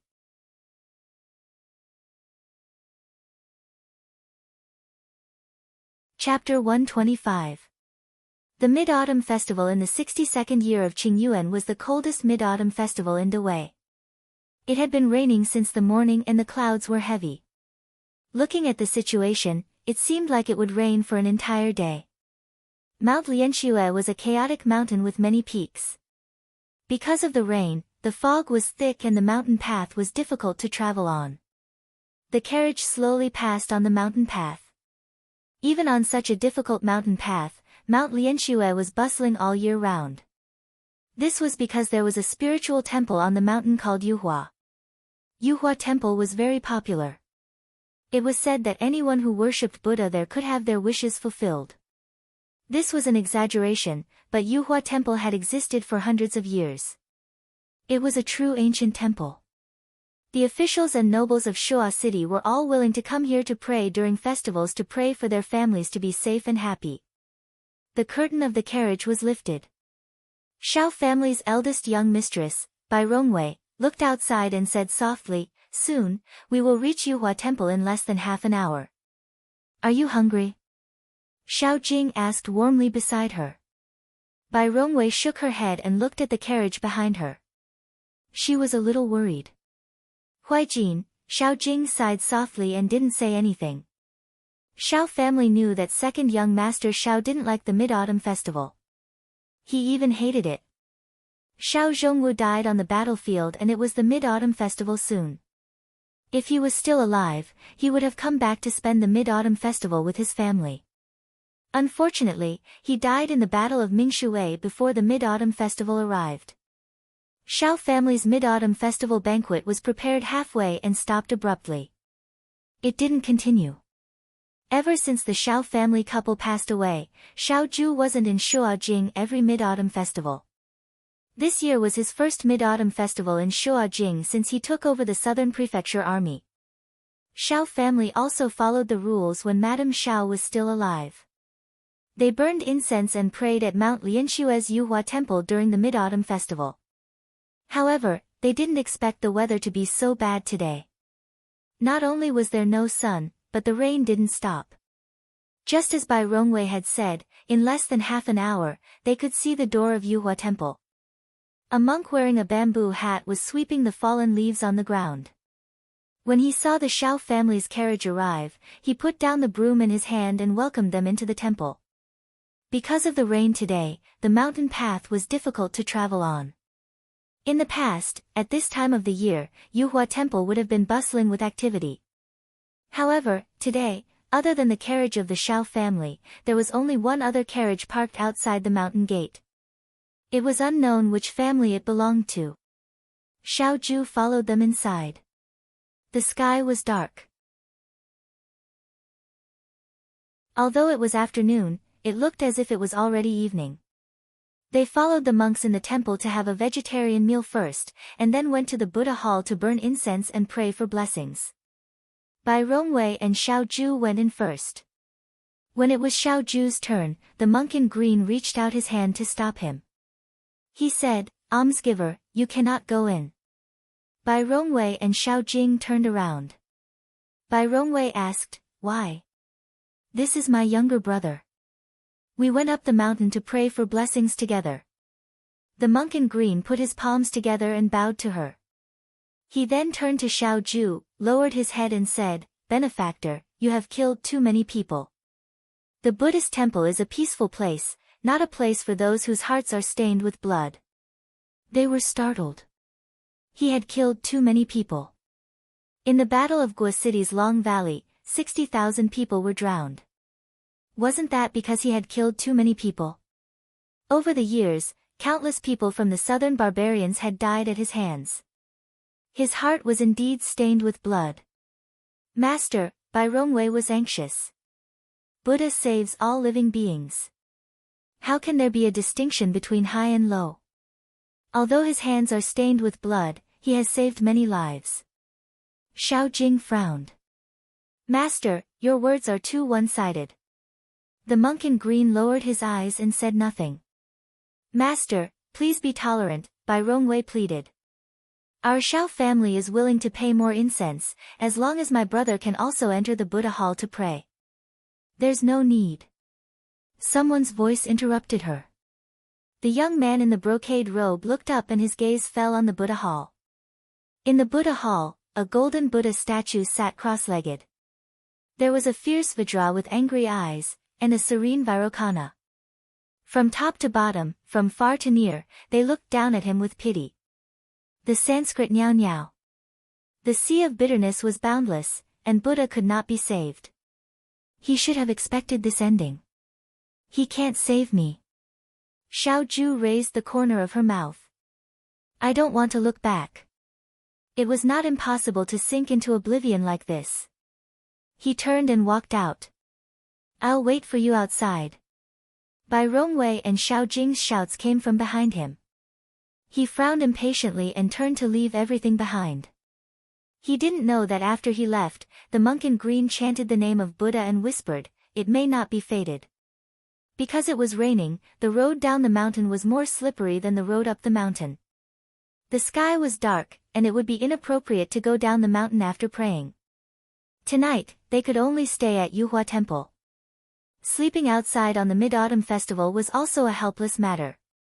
The monk arranged a room for Bai Rongwei and the others and left. Bai Rongwei sighed. On the table was a moon ball specially made by Yuhua Temple. She said to Xiao Jing, "Go and call Huaijin. Let's reluctantly spend the Mid-Autumn Festival here." Xiao Jing went to the next room and knocked on the door. For a long time, no one answered. He pushed the door and entered. The room was empty. Xiao Ju was not in the room. He looked at the courtyard of the temple. The rain washed the stone slabs clean. It was raining. Where did Xiao Ju go? In the backyard of Yuhua Temple, there was an ancient tree. Yuhua Temple had been here since it was built. No one knew how many hundreds of years it had lived. The ancient tree had a spirit. Its branches and leaves were luxuriant. The believers who came to offer incense called it the immortal tree. The immortal tree was hung with red silk ribbons. Some prayed for good grades, and some prayed for good weather. The red silk covered the branches. When it rained, there was no shelter outside. The hanging prayer strips were wet and stuck to the branches as if they were covered with a layer of red silk. The young man holding the umbrella stopped. A piece of red cloth fell on the ground. There was a yellow tassel on it. Probably the rain was too heavy and the red silk was blown down.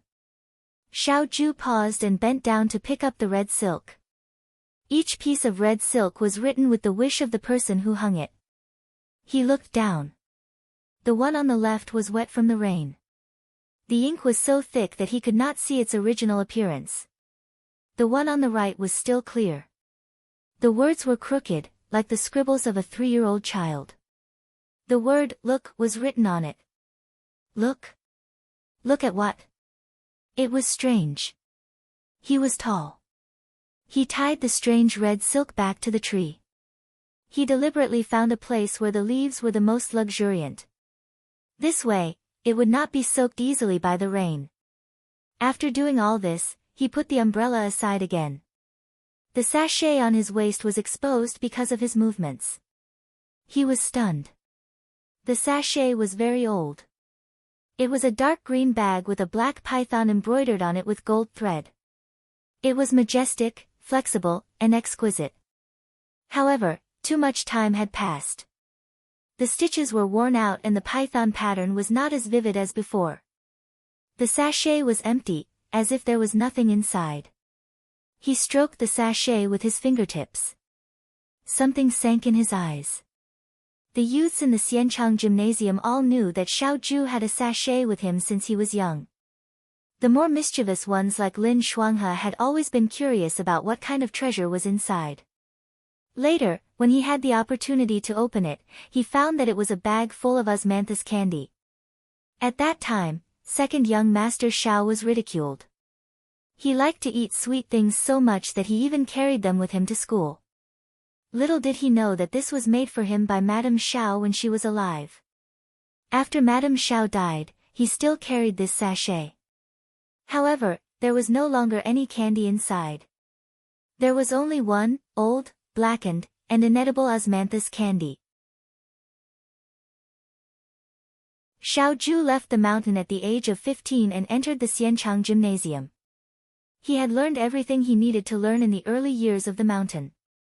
Therefore, he only needed to see it once to remember the lessons taught by his teacher. He slept in between classes all day long. Often, he easily got first place. His teacher liked him, and his classmates envied him. In the eyes of outsiders, it was unknown how much good karma he had accumulated in his previous life to be able to reincarnate like this. However, Xiao Zhongwu was extremely strict with him. He was born lazy. Originally, when he was on the mountain, other than his teacher, there was no one to discipline him. Xiao Zhongwu also could not see him. After he left the mountain, his classmates often invited him to the banquet today and the pear garden tomorrow. They were all 14 or 15 years old youths, so there was no reason for him not to go. Although most of the time, he just sat lazily at the side and watched, or simply slept. However, in Xiao Zhongwu's eyes, he felt that this child was willing to degenerate and idle around. Xiao Zhongwu reprimanded him and used the family law to confiscate his monthly allowance. He punished him to copy books and practice martial arts. He did everything he was told. However, as a youth, arrogance and unruliness were engraved in his bones. How could he really accept it? The more he calmly accepted his punishment, the angrier Xiao Zhongwu became. Later on, he quarreled with Xiao Zhongwu. Xiao Zhu raised his eyebrows. What you wanted me to do, I did it. Since you only want to see the results are already out. Father, what are you feeling awkward about? The corner of the youth's mouth curved into a mocking smile. In an instant, Xiao Zhongwu's hand that was holding the whip stopped. Xiao Zhu chuckled and turned to leave. That was the last time he saw Xiao Zhongwu alive. The next day, Xiao Zhongwu led the troops to the southern barbarians. Not long after, he died in the Battle of Mingshui. When the news of the coffin being transported back to the capital, Madame Xiao was in the kitchen making osmanthus candy for Xiao Zhu. When she heard the news, a plate of osmanthus candy was knocked over and fell to the ground, covered in dust. The trusted aide who was lucky enough to survive knelt in front of Madame Xiao and cried. We originally planned to go to Mingshui 2 days earlier, but the general said that Mingshui is rich in ironware.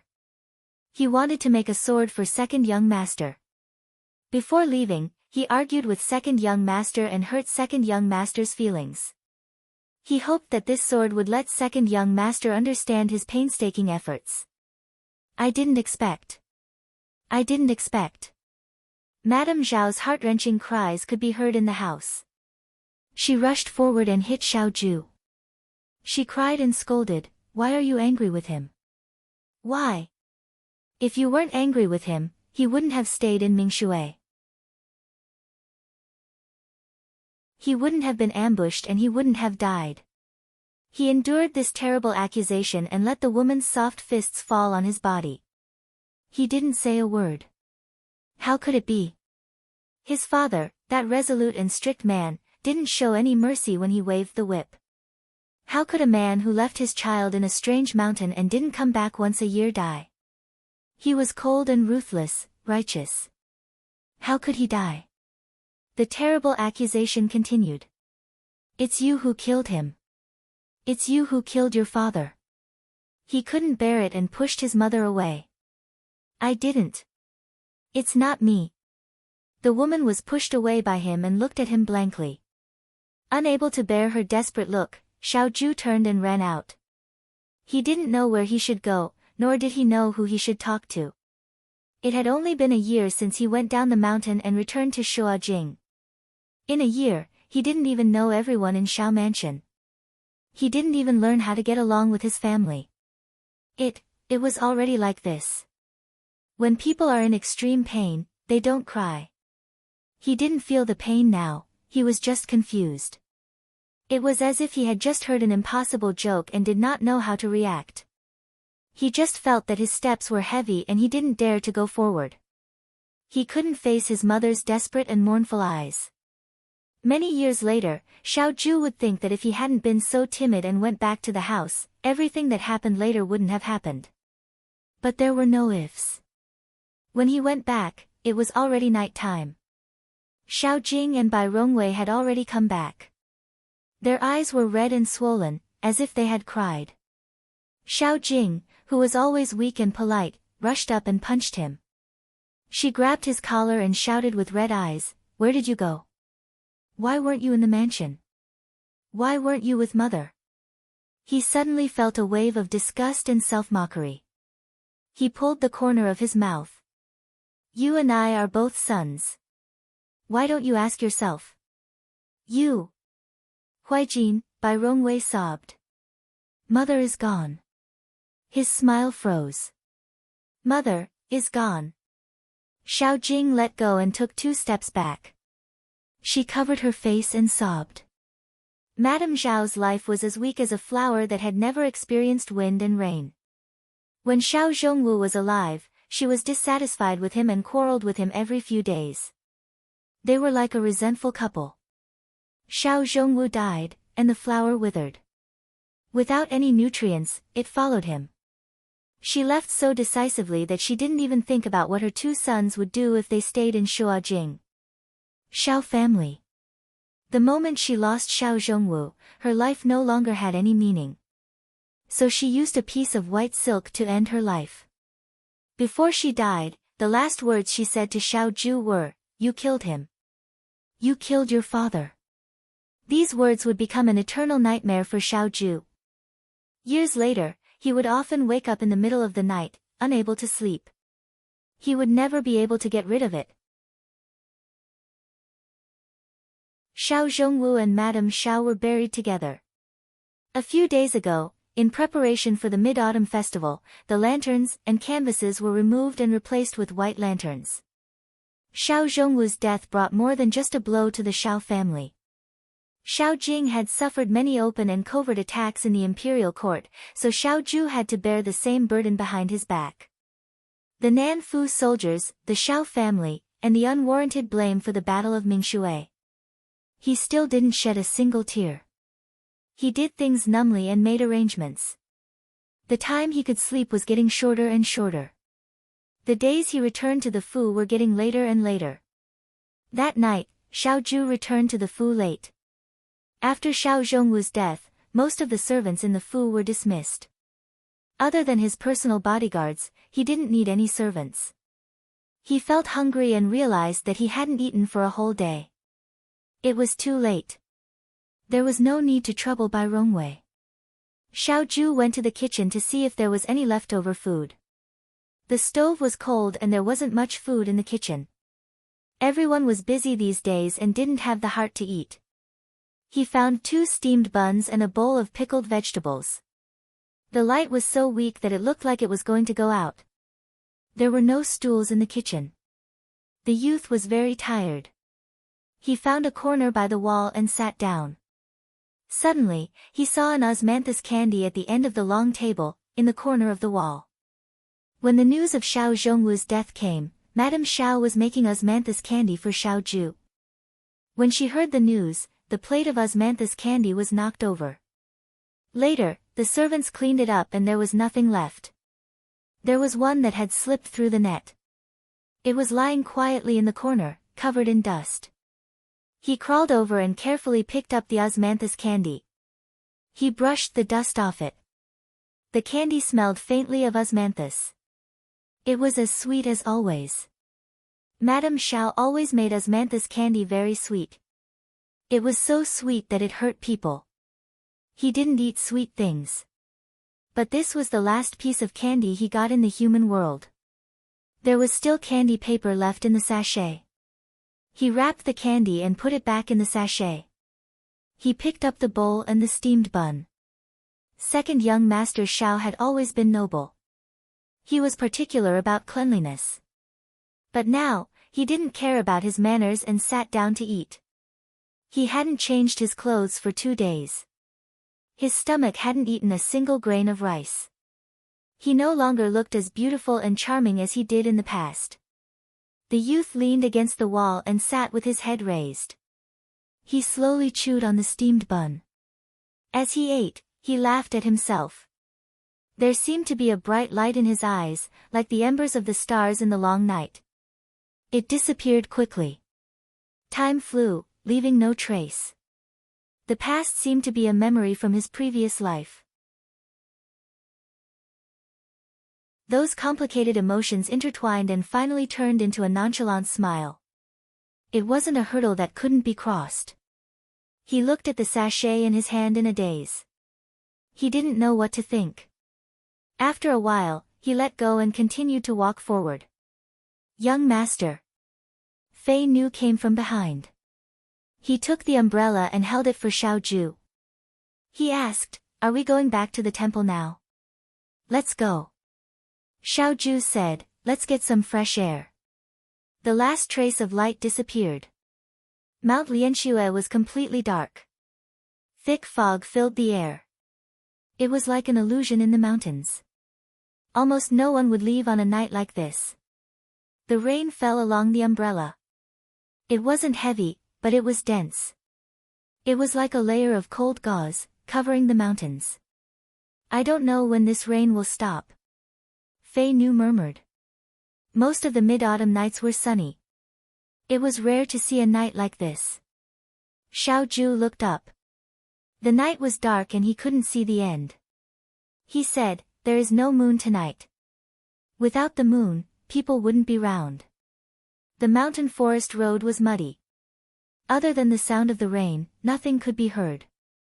The further they walked, the more lush the trees were.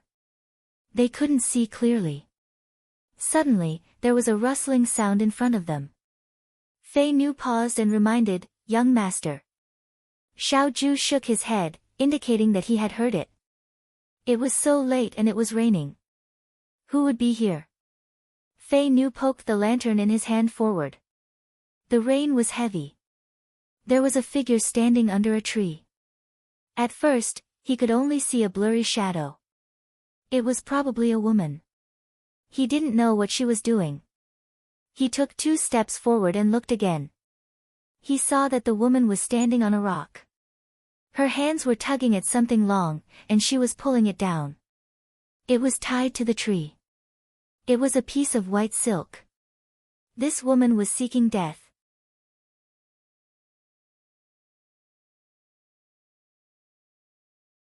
Chapter 126.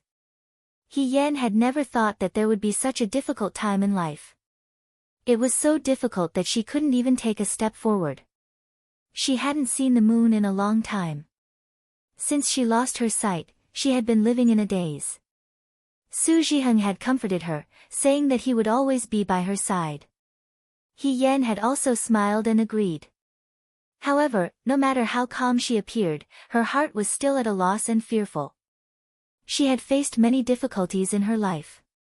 Most of the time, she had stood up with a strong will and told herself that everything would be fine after she took this step. Unconsciously, when she looked back, she had already taken many steps. This was the only step she couldn't take, and she didn't know how to take it. He Yan was no longer General Fei Hong.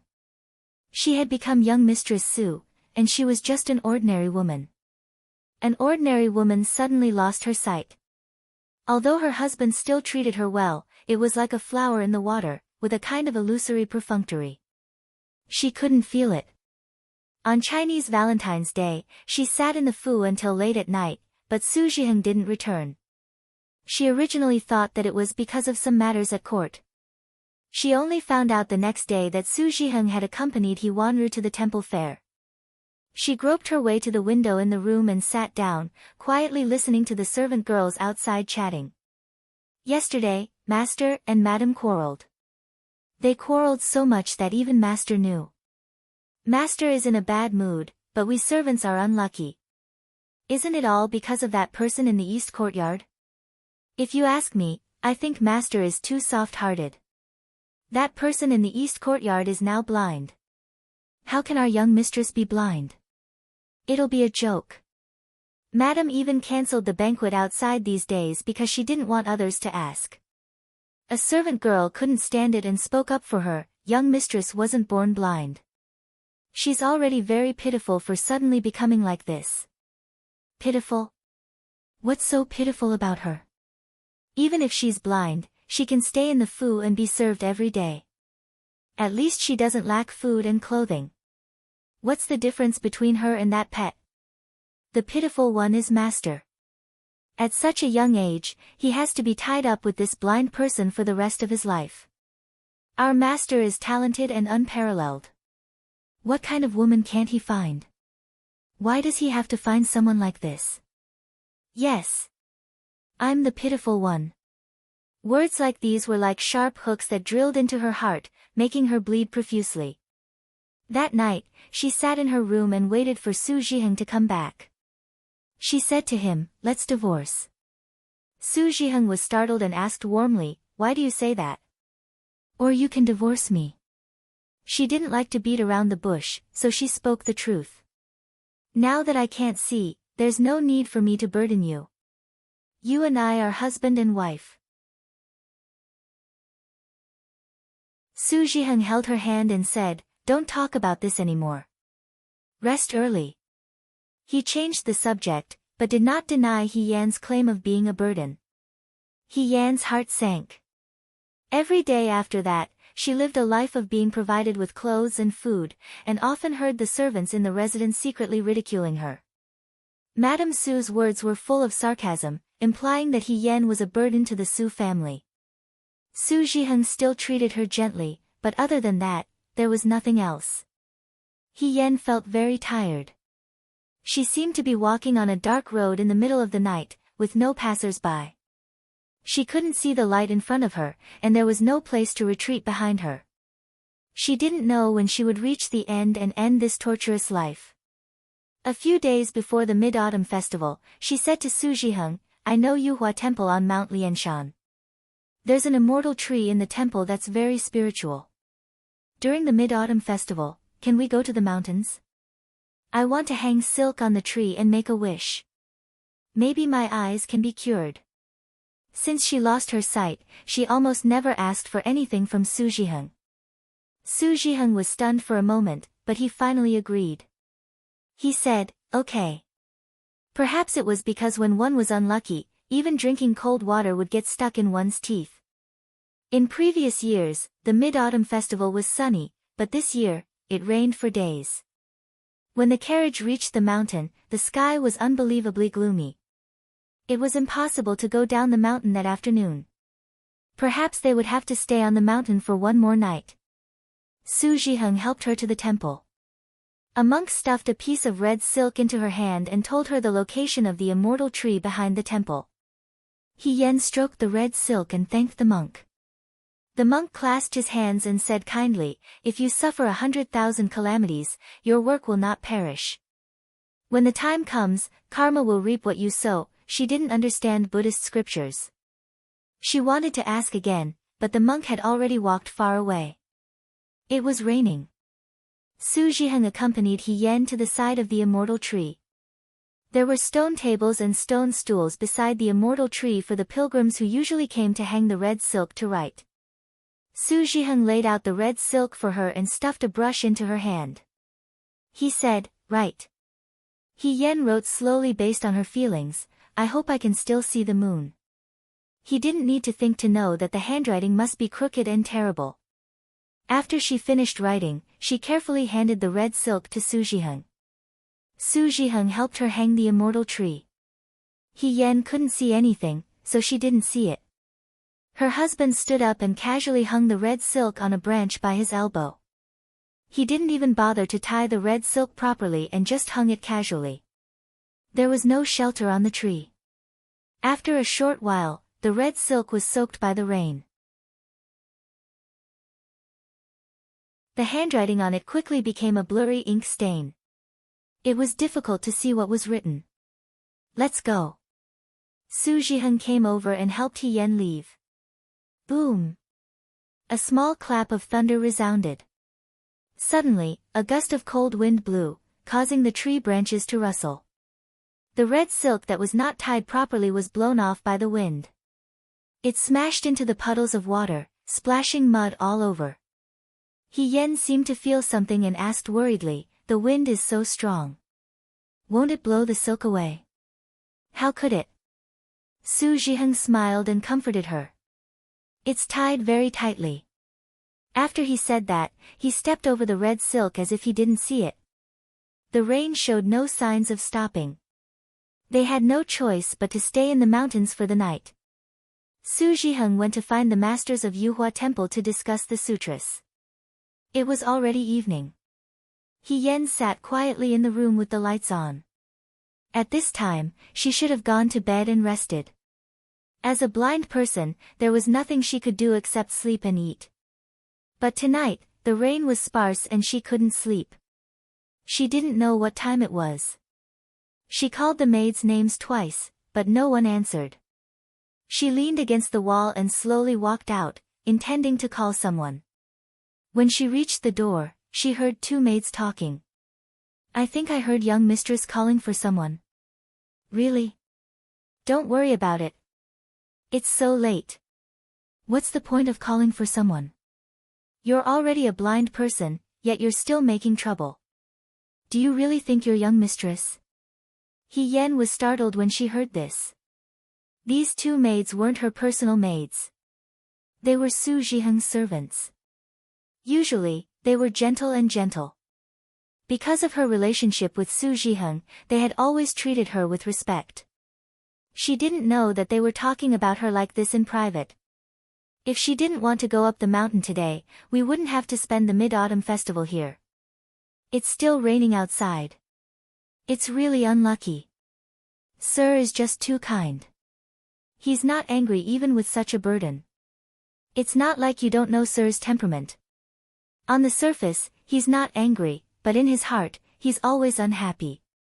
Our Su family has become a joke in the capital. Sir has always been proud and arrogant. Thinking about it, his heart must be very uncomfortable. If I were her, I'd hang myself with a rope so that I won't be a burden to others." "Shoo! You can't say such nonsense." The maids who spoke disagreed. "You're like an animal. Every day, you wait for someone to feed you. After eating, you sleep. You're always being served. You can't leave the residence, and you can't see anyone. Life is boring. It's okay for 1 or 2 years, but if you have to live like this for the rest of your life, what's the point of living? It's better to die early and be free. Perhaps you'll be able to see the rest of your life if you're reincarnated. Stop talking. There's hot water outside. Let's go get some hot water first." The sound of footsteps gradually faded away. He Yen slowly slid down to sit with her back to the door. Yes, 1 or 2 years was fine, but if she had to live like this for the rest of her life, what was the point of living? The maids in the master's room didn't dare to trample on whoever the master thought highly of. Since these two people could talk about her as if nothing had happened, it was clear that Su Zhiheng wasn't as free of regrets in the room as he was in front of her. However, in this world, how many people could be free of regrets? He Yen didn't know if the lights in the room were on or not. To her, it was all the same. All of a sudden, he felt like he had lost all hope. When she was young, she practiced martial arts. When she was young, she went to school. Later on, she went to the battlefield and fought for military merits. She had been working for others for the rest of her life. With great difficulty, she finally took off her mask. She thought that she could start all over again, but at this time, she fell into darkness again. Moreover, she would be trapped in a four-corner house for the rest of her life. She had to be followed every step she took. A person's despair wasn't accumulated overnight. Little by little, the little things in daily life nibbled away at his passion. His passion was slowly being exhausted. Disappointment and heaviness weighed down on him, and the last straw fell gently. With a splash, hope sank to the bottom of the water. Despair covered the sky and covered the earth. She groped around and slowly stood up. There was a belt left over from her clothes in the room. She randomly grabbed her outer garment and put it on. She picked up the bamboo pole she used when she was blind and shakily went out the door. There were few people in the mountain temple. Because it was dark and raining outside, the monks had already entered the temple hall. She walked around randomly and unexpectedly didn't bump into anyone. Fortunately, when she was young, she had cultivated the habit of memorizing the road. She still remembered that when she went up the mountain, Su Zhiheng told her that there was a dense forest near the mountain stream not far from the temple. The waterfall was like pearls and jade falling on a plate. It was magnificent and strangely beautiful. There were mountains, water, and trees. It was pretty good. Unfortunately, it was raining tonight and there was no moon, which she liked. It was inconvenient for a blind person to go out, especially on a muddy mountain road. She didn't know how many times she fell and how many times she was tripped by Shirtu. She only felt that her clothes were wet from head to toe and her hair was messy. In the end, she was gasping for breath and didn't know where she was. She fell in front of a tree and hit her head on the trunk. He Yen reached out and groped around. This tree was very big. It should be an old tree. She probably couldn't find a dense forest with a waterfall. Here was also fine. She had never cared much about external objects. It took her a long time to move to a piece of Shirtu. He Yen was exhausted. He sat down on the Shirtu. The rain was a little lighter, and it hit her body densely. The young woman looked up at the sky, as if she could see the moon. Only the rain slid down her cheeks. She wiped the water off her face. Don't be a boat on the river. Don't be a moon on the river. The boat carries people and leaves. The moon shines on people and leaves. She didn't have anything to miss about this world. The only thing she missed was that there was no moon tonight. He Yen slowly stood up and touched the cloth beside her. The cloth was tied tightly. She pulled it down. It was very stable. It shouldn't break. She kicked the Shirtu away. The cloth that was twisted into a rope broke with a sound. He Yen was caught off guard and fell to the ground. The mud on the ground splashed on her. She was stunned for a moment. Suddenly, she understood that the cloth was broken. It was broken. For a moment, she couldn't suppress the inexplicable grievance and sorrow in her heart. She choked for a moment, then sobbed softly. Then, she lay on the ground and cried loudly. He Yen rarely shed tears. As a general, shedding tears would affect morale. On the battlefield, she always had to maintain her confident and energetic appearance, as if nothing could affect her judgment. When she was no longer a general, she would feel that she was being unreasonable if she wanted to cry again. But there were always times when people were weak. When she was neglected, she could endure it. When she was blind, she could endure it. When she heard the taunts of the maidservants, she could endure it. When her mother-in-law hinted that she would be a burden, she could endure it. But if she couldn't even kill herself, and even the cloth was about to break, she couldn't endure it. Her tears were hot. Big drops of tears flowed down her cheeks and fell into the mud under her body. She couldn't tell which was the rain and which was the tears. She cried heartbreakingly. Suddenly, she heard a strange voice. It was a man's voice. In the wind and rain, his voice was deep and pleasant. With a hint of impatience, he asked, "Why are you crying?" He Yan's crying stopped abruptly. Xiao Ju looked at the woman in front of her. This was a woman who was seeking death. She was in a sorry state from head to toe. She was wearing a white inner robe, but she was wearing a red outer robe. Even the belt of the outer robe was tied incorrectly. Perhaps she had fallen many times on the road, but the robe had several holes. Her face was also extremely dirty. She looked like a cat with mud everywhere. Xiao Ju loved cleanliness. She felt that this scene was very offensive. Finally, she couldn't help but take out a white handkerchief and hand it over. The woman didn't take it. She made a defensive posture and asked, "Who are you?" He was surprised for a moment. He noticed that the other party's eyes were wandering. After thinking for a moment, he put away the handkerchief and squatted down to ask, "You can't see?" The woman was stunned for a moment. She replied fiercely, "Yes. I'm blind." She said it with arrogance. Fei Nu stood behind him and was about to step forward. Xiao Ju gently shook his head at him.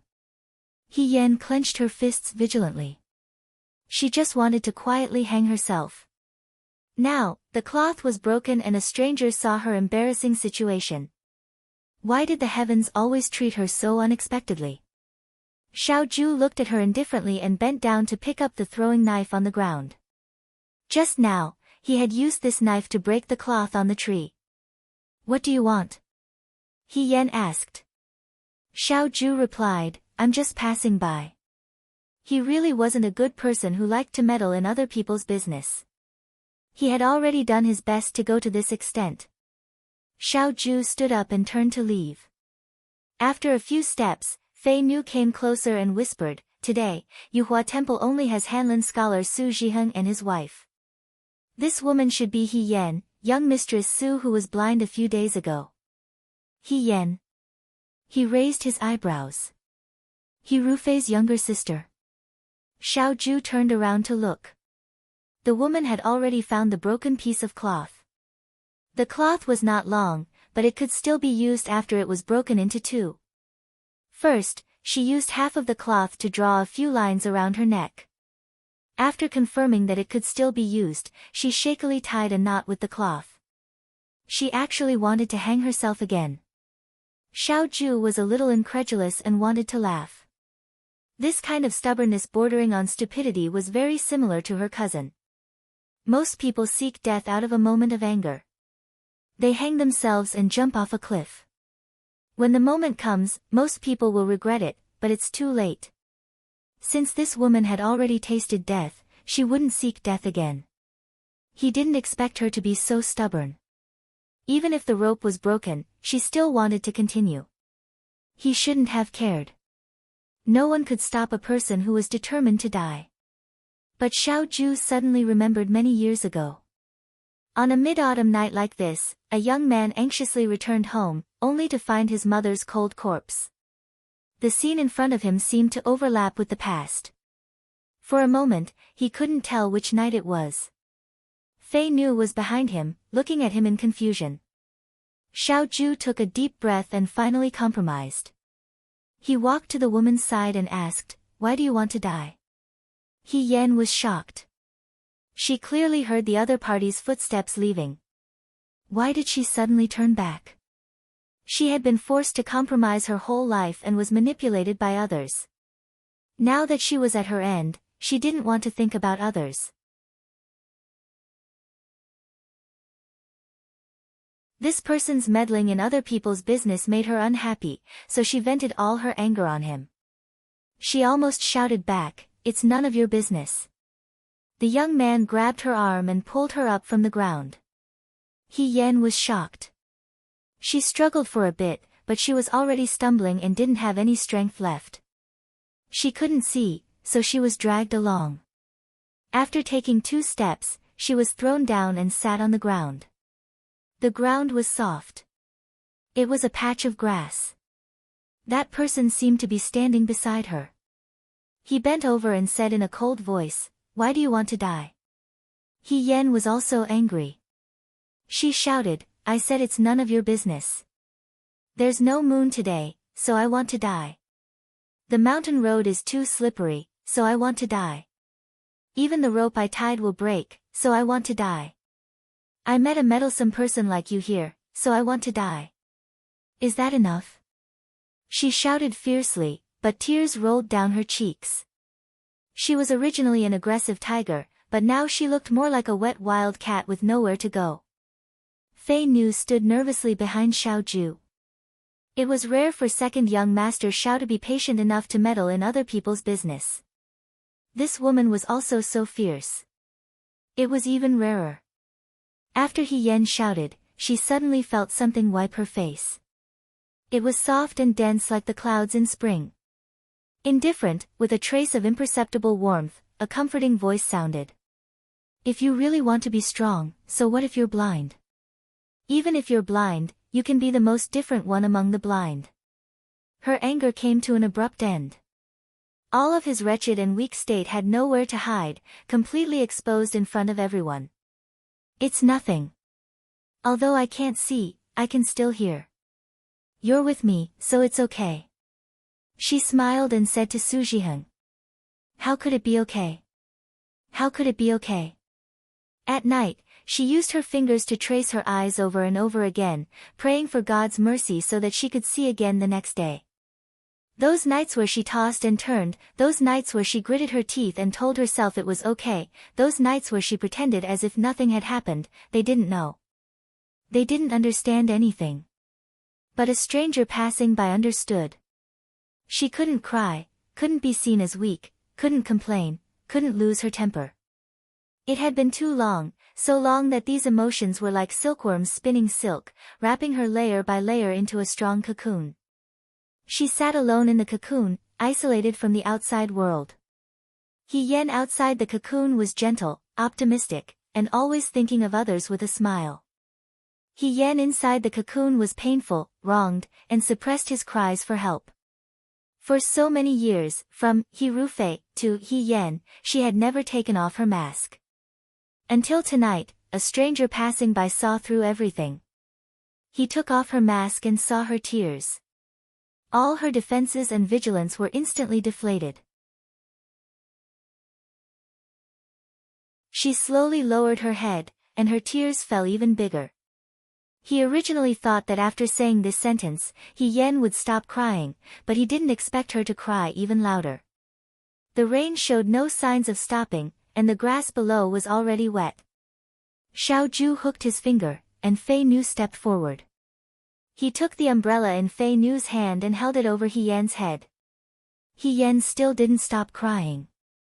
He had never seen such a fierce, bad-tempered woman who could cry so much.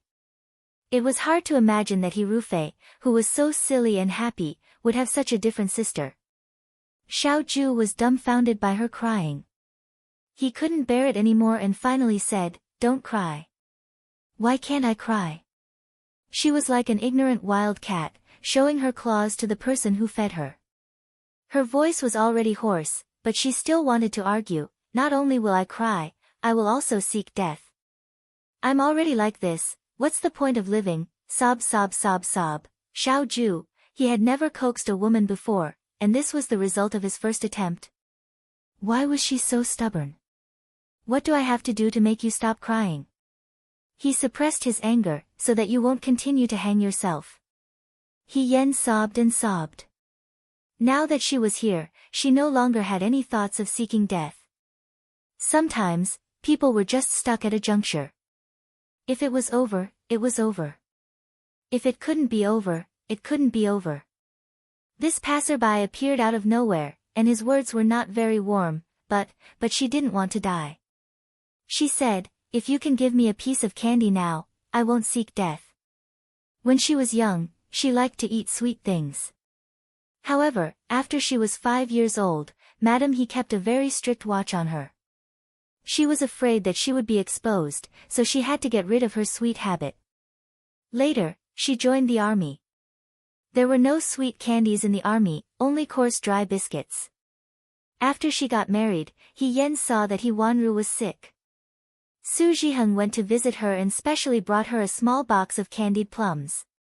When He Wanru took a sip of medicine, Su Jiheng stuffed a piece of candied plum into her mouth. He Yen saw this when he passed by the window. For a moment, jealousy rose in his heart. He didn't know if he was envious that Su Jiheng was so good to He Wanru, or that He Wanru could get a lot of sweetness after suffering a little. He Yen had never been willful, but tonight, he didn't know why, but he seemed to want to show his willfulness to the extreme in front of this stranger. The young man was slightly startled. He turned his head to look at the person beside him. The woman's face was carelessly wiped a few times with a handkerchief. Her cheeks were still muddy. Her eyes were slightly red and swollen, but they were surprisingly bright. Her stubborn expression was familiar. It was very similar to a clumsy teenager. He was silent for a moment. His slender fingertips reached for the sachet at his waist. Fei Nu was shocked. He held the dark blue sachet in his hand. He pinched the bottom of the sachet and poured out a piece of osmanthus candy wrapped in candy paper. It had been too long. The candy paper and the candy had been stuck together. It was so dark that it was impossible to see its original appearance. After Madame Xiao died, Xiao Ju carried the last piece of osmanthus candy with him. Over the years, this candy had accompanied him through many difficult times. When he couldn't hold on anymore, he looked at this candy. It seemed that he could taste a little sweetness in the world. This was the only sweetness in his life. Now, he was going to give it to a woman who couldn't stop crying and wanted to die. He thought that he didn't need candy in his life. So be it. He Yen felt something stuffed into her hand. She subconsciously clenched it and wanted to peel it off. You can't eat it. A man's voice sounded beside her. What? She said, are you lying to me? You randomly found a piece of sure too and told me that it's candy. He Yen heard the other person's voice. There was a hint of disappointment in his voice. This is the last piece of candy left in the world. It's very sweet, but you can't eat it. Are you crazy? He Yen never knew that she was such a greedy person. She thought that this person must have a good temper and a soft heart to tolerate her nonsense again and again. She said, it's very sweet, but you can't eat it. There's only one in the world. Is this a gift from His Majesty? She didn't see that the handsome young man sitting beside her lowered his head and smiled indifferently. He said, it's more precious than a gift from His Majesty. He Yen quickly tore off the candy paper and stuffed it into her mouth when the other person wasn't paying attention. You. He was stunned. I've already eaten it. I swallowed it. He Yen acted shamelessly. The other person didn't answer. This was the first piece of candy she had received in her life. The taste of the candy was very strange. It was mixed with her tears. It was so bitter. She thought, so be it. Has the rain stopped? She didn't feel the rain falling on her body. She reached out and scratched her body as she asked the person beside her. The young man beside her had been kneeling on one knee, holding an umbrella for her. The umbrella was not big. More than half of his body was wet. The side of his face was well defined, and his eyelashes were covered with fine droplets of water. His eyes were enshrouded with a faint layer of gentleness. It stopped. Is there a moon in the sky? The sky was dark, and there was not a single star. Where did the moon come from? He answered, yes. What, is it like outside? The bright moon is like frost, the wind is like water, and the scenery is endless. He Yen smiled for the first time that night. It's so nice. She heard the person beside her ask, don't you want to die? I don't want to. If you don't want to die, then go home. He said and pulled He Yen up. He Yen subconsciously wanted to grab his hand, but that slender hand with distinct joints had already let go very quickly. Xiao Ju walked in front of Fei Nu and whispered, send him to sister-in-law's room and let her send him back. I'm a man, so it's inconvenient for me to appear. Fei Nu complied. When he was about to leave, he suddenly added, warn Su Jiheng, tell him not to go too far. This meant that he was going to stand up for He Yen. Fei Nu came over to support He Yen. He Yen seemed to feel that the other person was about to leave. She reached out in the person's direction and said, thank you. Who are you? He didn't speak. He Yen only had time to grab the corner of a sleeve. It slipped from her hand. It was cold and soft, like the moonlight. Even though she couldn't see anything, she vaguely saw light. It was warm and cold, blazing and bright. It didn't blame her at all. It was patient and tolerant. It saw through all her secrets and wrapped her up gently. In the end, she didn't know who the other person was. That was the worst Mid-Autumn festival that Yen had ever experienced. She was covered in mud, her hair was unkempt, and her face was dirty. She was only a hair's breadth away from despair. Fortunately, the moon was always by her side. There was no moon that night, but the moonlight was really beautiful. The thin and soft light had warmed her for many years. You're tuning into the Blissful Bookshelf YouTube channel. We're so grateful for your support, and don't forget to subscribe to join us on this incredible journey through captivating stories. Your generosity through donations truly makes a world of difference, as it's the primary source of revenue that allows me to expand and enhance this channel for you. Thank you from the bottom of my heart for being a part of this adventure.